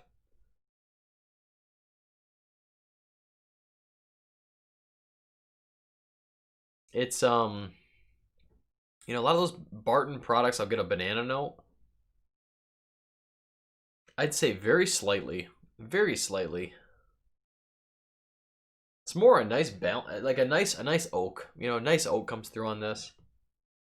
Always cherries. It seems like cherries and oak is always the predominant notes in the full proofs for me.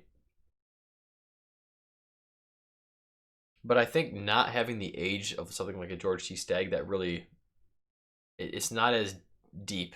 You know, it's not as deep, not as complex. They do, Richie. I bought a shelfie before my last bottle, which was non-store pick. It was much better in the second half than the first half. I can't remember my review I did if it was the first half or the second half, but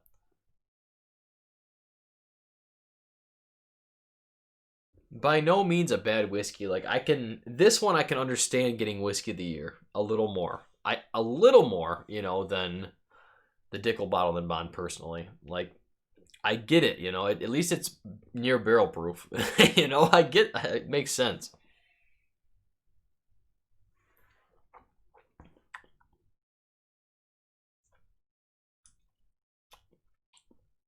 Palate's really nice. Palate is really nice. Enough burn, which is almost like a rye spice. Correct me if I'm wrong, but I think Barton uses a little bit of a higher rye mash bill too, in general. And you can get that spiciness, that tingle on the back of the palate. This is unicorn night. This is unicorn night. We've tried some amazing whiskeys. Like this doesn't hold up to, you know, some of the stuff with the amazing finishes and mouthfeels we've had, but it's still a really good pour. And I think 1792 full proof is a good value. $50, $55, depending on what you get it for. I think it's worth a pickup if you can find it, you know, really. Oak and Smoke asked if I've had the batch 12 yet, a Stagg Junior. No. The one I just bought was a batch 13, and then I have a batch 11, which I just put head to head against George C. Stagg. No. Supposedly I'm having a sample come in the mail very soon from someone who watches. So I'm really hoping to try that against the 13, against the Stagg.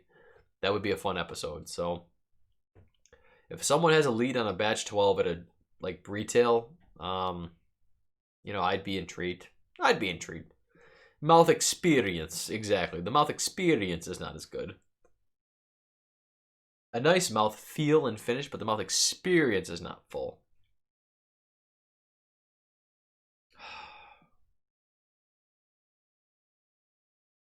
Who's with me? I just love whiskey. It's all so good. There's so many different options out there. It's all so good. We are very lucky to be living in this time where we have options to get so much stuff. Very blessed, honestly. I'm very grateful. We gotta have an outlet. We gotta have something that we enjoy. You know, a hobby. That's what this is. Like, it's just a hobby. I love talking to you all. Thank you all for being here. Honestly, 70 of you hanging out at 10:30 at night.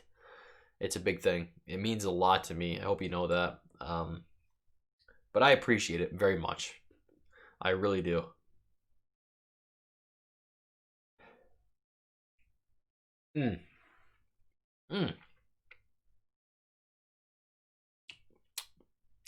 That's some good stuff. That is some good stuff, but it does not hold a candle to George C. Stagg. I'm sorry. It is a lifestyle choice. You are correct. Yep. You're right. Clearly. I mean, look at the wall. Clearly. Batch 12 was very legit, worth every dime. Yep. Absolutely, Richie. I could not agree more. It's incredible. And what makes it even better is the community. You know, like chatting with you guys, the messages I get from you all, just live streams talking to you all. I look forward to Friday nights. Like I do. This is, I don't know. I just love it. So thank you. Thank you all for being here. I don't think so. Jeffrey Wack asked if ADHD Fishing is going live. I don't think so. I know at about 8 o'clock at night, 7:38, he was getting ready to go out to dinner or was asking about a good dinner place with his wife. I talked to him on Face Chat, but I don't know if he would have gone live. He usually goes at 10, so I would think he's not. If he is, please kick me off because I need to get off anyway. I need to get off.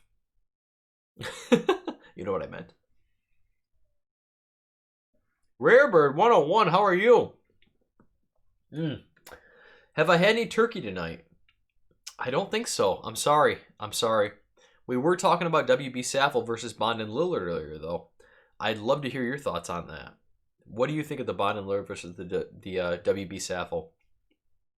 Personally, I think the WB Saffel just is probably... I haven't had the Bond and Lillard, so I don't know. But from what I've heard... And I've tried the WB Saffel. I love that stuff. That is some really good juice.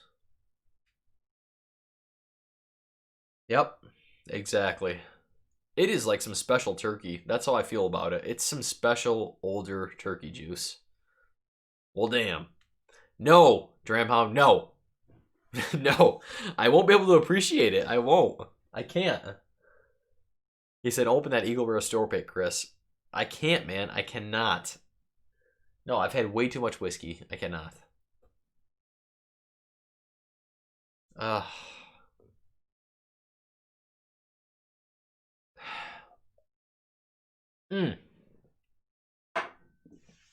like 1792. I like 1792. Because William Devilar said... Maybe 2 more. Let's do 1 more whiskey. This keeps going on. Like, this is going to be like my first stream. My first stream went almost like 3 hours, I think it was. I was so intoxicated. I probably couldn't even talk at that point. But I was having so much fun talking to you all, and there were only like 5 people in chat. That was the best thing ever. Let's get some turkey juice. Let's see. What do we want to grab? Shout it out. What turkey juice do you want to see? I've got a Kentucky Spirit single barrel that I have not opened. I've got a couple Russell's Reserve picks. I've got a Russell's Reserve rye single barrel, which I've tried and is great, but it's not my bottle. We got turkey. Russell's, we got a rare breed. I got a Russell's single barrel. I've got Russell's 10. Let me know. I'm going to put this bottle away.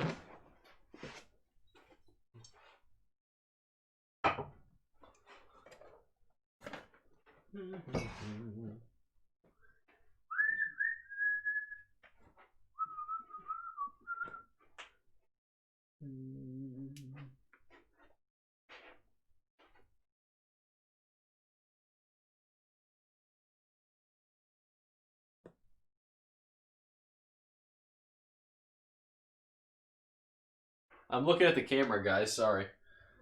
My face is just showing up like a drunken idiot. Here we go. Here we go. Let's do Russell's Reserve pick, I suppose. Jeffrey Wags. I'm trying to keep up with you. I picked a bad night to try to keep up with you. Dude, I've been without whiskey for this stupid diet for like 2 weeks now. We've been going. I've had like maybe an ounce 2 days a week, you know, and then my reviews. So not much whiskey at all. I've got to do a Russell single barrel pick. This is going to be a pick from Meyer, which is, you know, Meyer, probably a lot of you in the Midwest.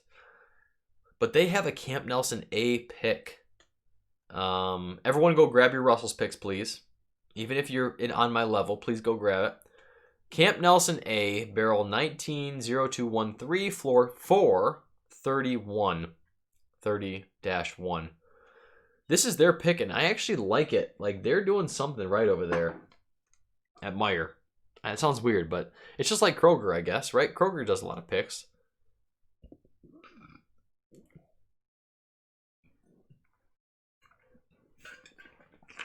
I know, Jason. Russell's picks don't show up everywhere. I've been very fortunate to have Russell's picks show up here. Hang in there, brother. The Bourbon Buddy said, you feel your pain with a diet. I'm eating like I don't know, 1,800 calories a day, but I'm full. Thank God, because I'm eating big portions. But the whiskey is my cheat meal. Like, cheat meal. I haven't had pizza in freaking 2 weeks. It's killing me. No Wendy's. Wendy's is my weakness. Those spicy chicken sandwiches. This is off bourbon, but who else are food people in chat? Give me some love for like some Wendy's in the chat, honestly. I know you guys gotta love Wendy's.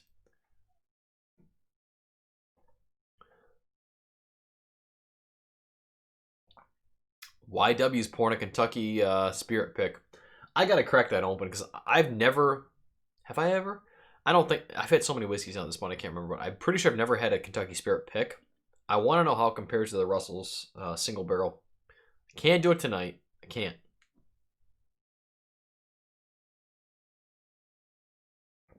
Baconator fries. I love Wendy's, William. Yes. I know, dude. It is. Wendy's is the tits. It really is. All right, these give the... Oh, I love the cork pops on those. Fast food is the worst. You're right, Chris. It is the worst. But for some reason, I love it. I wish I didn't. Spicy chicken... Oh, tech. That's what I was just going to say is a spicy chicken sandwich, dude. That's like my... And the spicy nugs. Spicy nugs recently, too. I can't talk about this. We can't talk about that. I can't eat that food. I'm on a diet now. Come on. Ugh. Oh, you're right. Wheels, you're right. But that was like unreal. That bottle was a short barrel, like a ridiculous short barrel. I did. That was the one I had, but I can't compare that to normal Russell's picks. That was really good stuff. That Kentucky Spirit that Wheels brought to Texas, it was a short barrel. Some ridiculous number. How many bottles were in that barrel? Less than 100. I still haven't had a spicy chicken sandwich from Popeyes yet. And everyone's talking about that like it's God's gift to earth. I still haven't had that. Yep. You and me both, Matt. Oh, scary people. I've never done that. That's okay. That's life-changing. I'm going to have a cheat meal soon. Warehouse A and F are supposedly special, delicious barrels. And this is Camp Nelson A. My Kentucky Spirit pick doesn't say, it just says barrel number. I don't think it says on here for the Kentucky Spirit pick. No, it just says barrel number.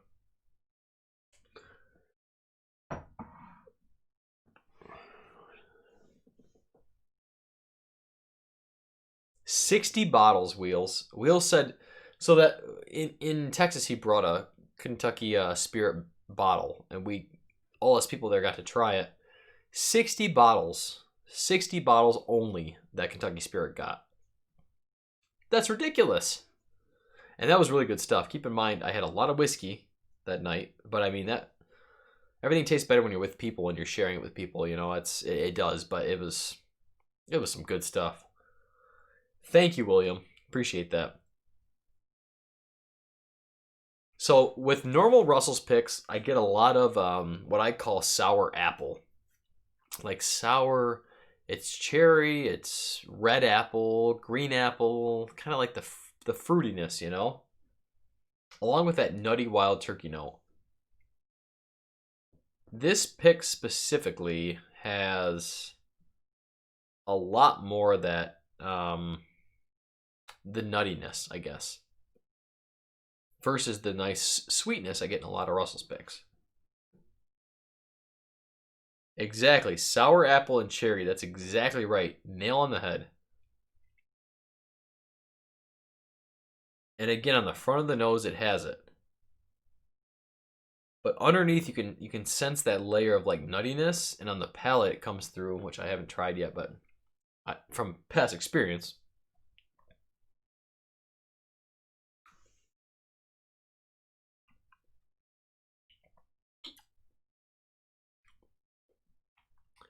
A lot more barrel tannin and nuttiness comes through for me. That's the beautiful, beautiful thing about Russell's picks and any picks in general. You get one bottle that's like this, and I have another Russell's picks that's just nothing but delicious sour apple cherry fruitiness. I mean, fresh fruits all over. No barrel tannins. I need to go on a Russell's pick. Help me. Someone help me go on a Russell's pick. I've heard that's a great experience. I would love to do that someday. That's like one of my unicorn trips, things to do. I've actually never been on a real barrel pick. I don't think I've even ever helped pick a barrel, but like I said, I got it on a new list now, so I'm going to be helping pick a barrel soon. Wheels is bringing a rye this year with 48 bottles only. From what distillery? What rye are you bringing? Wild Turkey? Single barrel rye? 48 bottles. That's got to be the shortest barrel I've ever heard. 48 bottles? Hot damn. Rare Bird's back. Yeah, I was just saying this. Russell's picks have so much variance. You know, some are super, super sweet. And others, like this one, is giving me a lot more barrel tannins. Sweetness on the front, but a lot more barrel tannins and more nuttiness on the palate.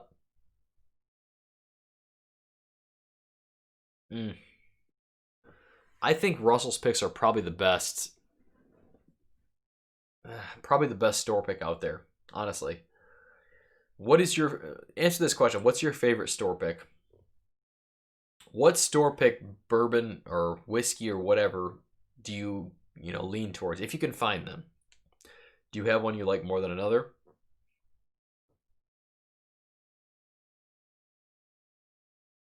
Exactly, the quality variance. That's a great way to put it because they're all quality. Like all I've had, I haven't had a bad Russell's pick. I haven't. Some I like more than others, but that's just personal preference. You know, they're all good. Eagle Rare store picks, yep. That's a good one. Knob Creek picks are great as well. Yep. Nowadays, I feel like in whiskey and in bourbon, store picks are becoming more prevalent. Maybe it's just locally for me.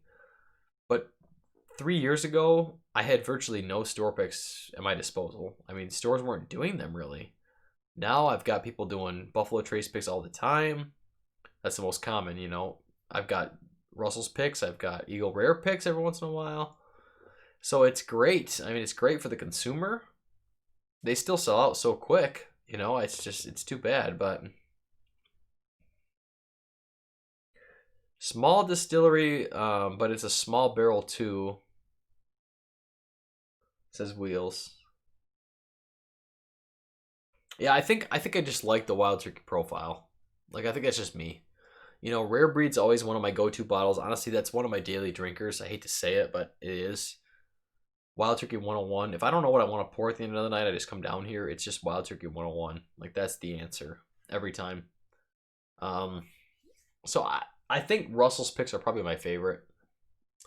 Like I said, I have so many Buffalo Trace picks, so that too. But Shiz Nilty, how you doing, brother? Thanks for coming in. You have some great Four Roses. Excellent. Excellent.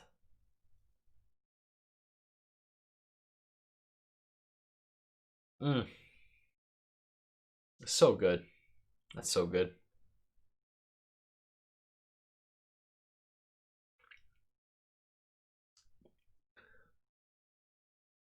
Exactly. William Devlar says, usually cheap and good, nothing wrong with that. I assume you're talking about the Buffalo Trace picks. And that's right. It's like, it's a $30 gamble. There's some variance between barrels, not as much as like a Russell's pick. Russell's picks have huge variance from what I found. Buffalo Trace has some variance, but they're still pretty consistent. I mean, honestly. But it's still fun to experience the differences between barrels. You know, I enjoy that. So that's why I still pick up every frickin' pick that comes out around here.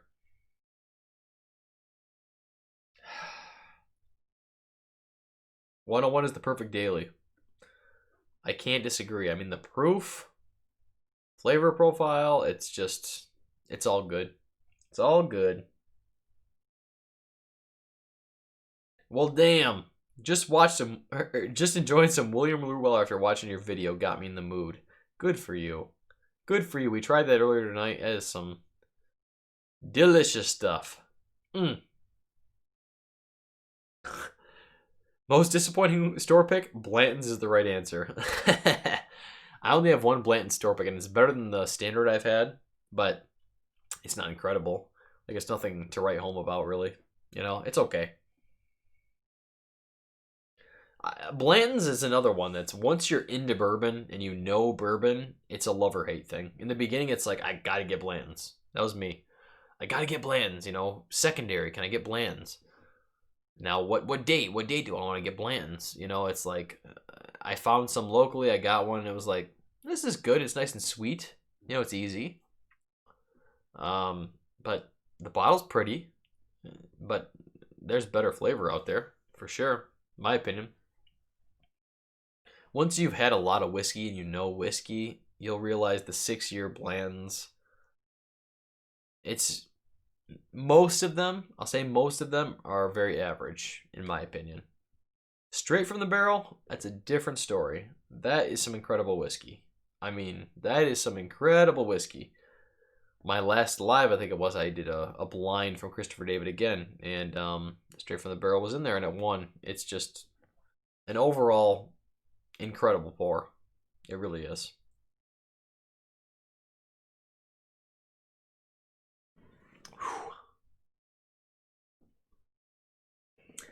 Hot damn, it's 10:52. All right, we're going to go till 11, then we're done.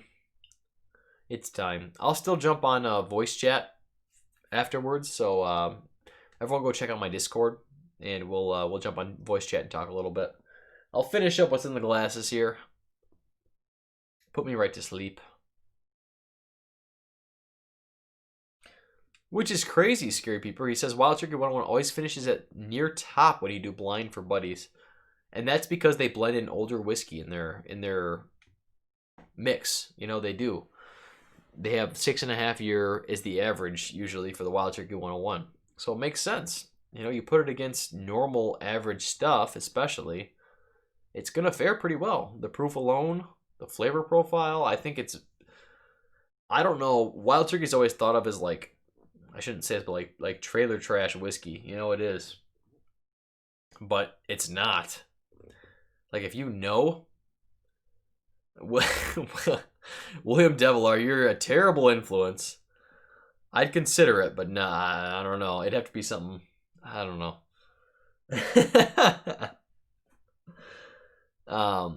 Wild Turkey shouldn't get that reputation, especially with the stuff they're putting out now. Like, some of their Master's Keep, and I mean, like, even their, like I said, their Russell's picks.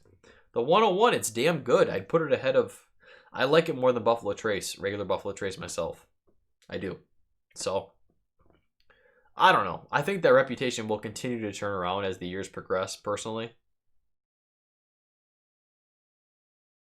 That's great. Rarebird 101 says, Eddie said no younger than 6.5 in the 101 as of last year. I know they used to blend younger in, and it was still averaging around 6.5, but that's great. You know, so probably 6.5 up to 8 year, I would guess. I mean, that's unheard of. That is unheard of. Literally unheard of. Jeffrey Whack. You are such a bad influence. Such a bad influence.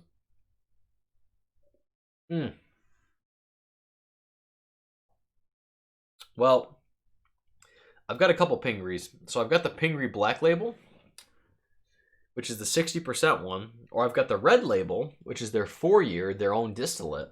So which one do you guys want to see? This is going to be bad. You are all responsible for this right now. I hope you know that. I hold you all accountable.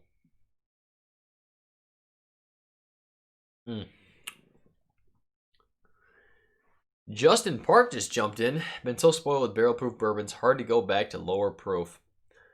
What's a good one to start my transition back to lower proof? Good question. You guys can answer that. What's a good transition once you've been in barrel proof? Go back to something that's still higher proof. I would say personally Knob Creek 100. You still get 100 proof.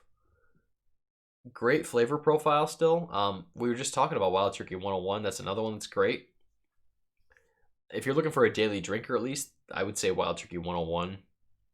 You get the proof you want, so you still get a great flavor profile. Charles Ashworth says, you're no longer pasty white. It's the lighting. It's the lighting. I'm now red instead, you know? Oh, man. You guys are terrible. All right. Let's mix this in here. All right, fine. I'll do my Pingree. It's getting very low, though. All right, everyone now, if you have any energy left in you, grab something you have from a craft distillery. Because Valentine Distillery is a craft distillery. They're sourcing MGP for their older stuff, but their younger stuff, like I mentioned, the 4-year is their own juice, and it's really good.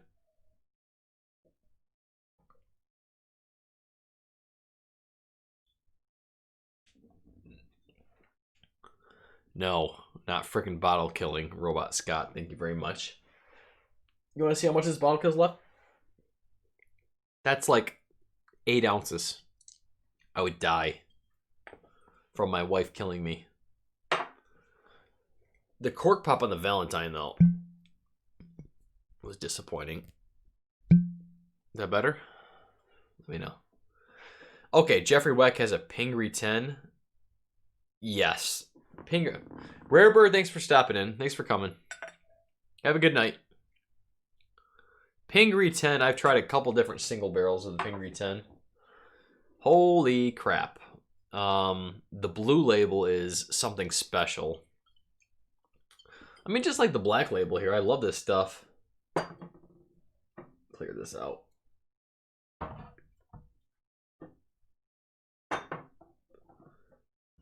It is delicious.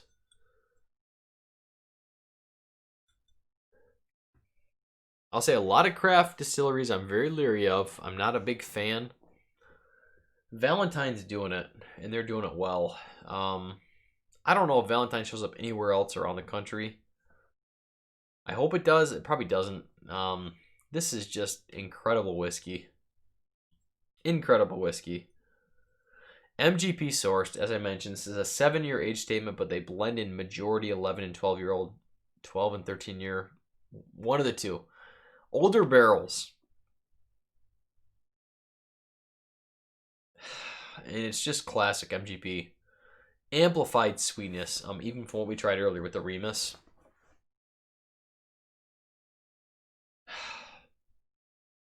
Barrel proof MGP is just so special. It is. I mean, it just is. When it's done well and it's done right.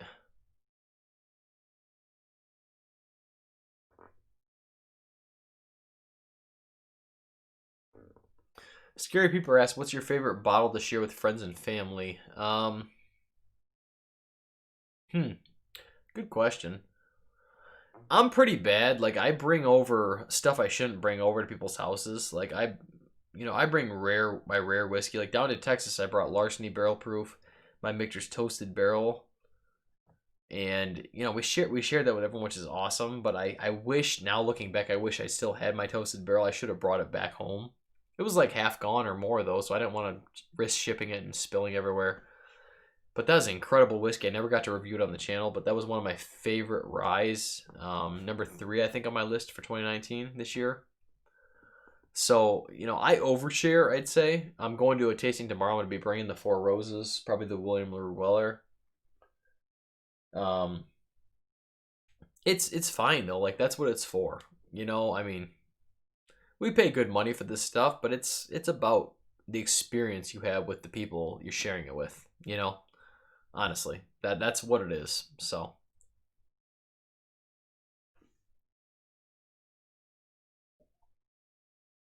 I know, Scary People. I know. Just move to Michigan.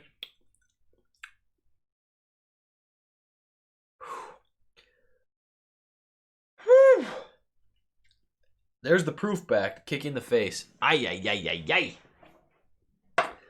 59.08. I can't read that handwriting. Son of a bitch, that kicks you in the face. That's good. Bourbon buddies, thanks for coming in. Have a good night. Thank you for coming. I appreciate you hanging out. We're going long tonight. Absolutely. That's what it's all about, Matt. We love the sharing. And Matt is absolutely the person for that. I don't know, Matt, did you ever bring home that Michter's Toasted Barrel? I know I left it there, so I hope you took it home, but I don't know who has it. You probably have it somewhere in your maze of whiskey. Oh.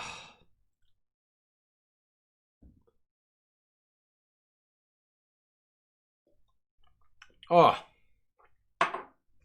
That's so good. MGP, cast strength. I just love it. Wow. Whew. Yes, you have. Okay, awesome. That's why I brought home a trunk full. Yeah. I know. Attaboy, Matt. All right, we got to wrap up now, guys. This has been a great night. I'm happy to be back. Like I said, I'm going to be more consistent. I'm going to really try. It's difficult. We've been sick. We've had issues. I'm not going to make excuses, but I love whiskey, and I love talking to you all. I love you all being here. Thank you so much for coming. We're going to head out. Like I said, I will jump on voice chat here. I am going to finish all this whiskey. I know it looks like a lot. It is a lot. Probably about 3 more ounces, but it's cheat day. It's cheat day today. It's going to happen. So jump on voice chat. Thank you, Trev, for dropping the link in there. I appreciate that. I got to take a piss. So about 5 minutes, and then I'll be back in. So let me do that. But I appreciate y'all hanging out. Keep an eye out. Probably next Saturday. Otherwise, it'll be the Friday after this. And we will go live again. I want to do, for 2020, I want to do more blind tastings, at least in the live streams. So 4 or 5 side by side. So if you guys have ideas for that, please do drop it down in comments on my videos or wherever. Message me on Instagram, Facebook. Let me know if you have ideas. I want to do a bottle and bond head-to-head, a 10-year head-to-head, MGP head-to-head, all that kind of stuff. So that just sounds like an awesome time to me. So thank you all for hanging out, though. I really, really appreciate it. I will see you all very soon. Please do tune in tomorrow, 11 a.m. Eastern Time, for Unicorn Week Day 6. It's Saturday. And like I mentioned, I already spoiled it. It's going to be Pappy 23, so you need to watch that review. Check out my thoughts. Let me know what you guys think. I will see you all very soon. How do I get out of here? It's whiskey night. It's Friday. Happy Friday, everyone. See you tomorrow morning. Stay in safe.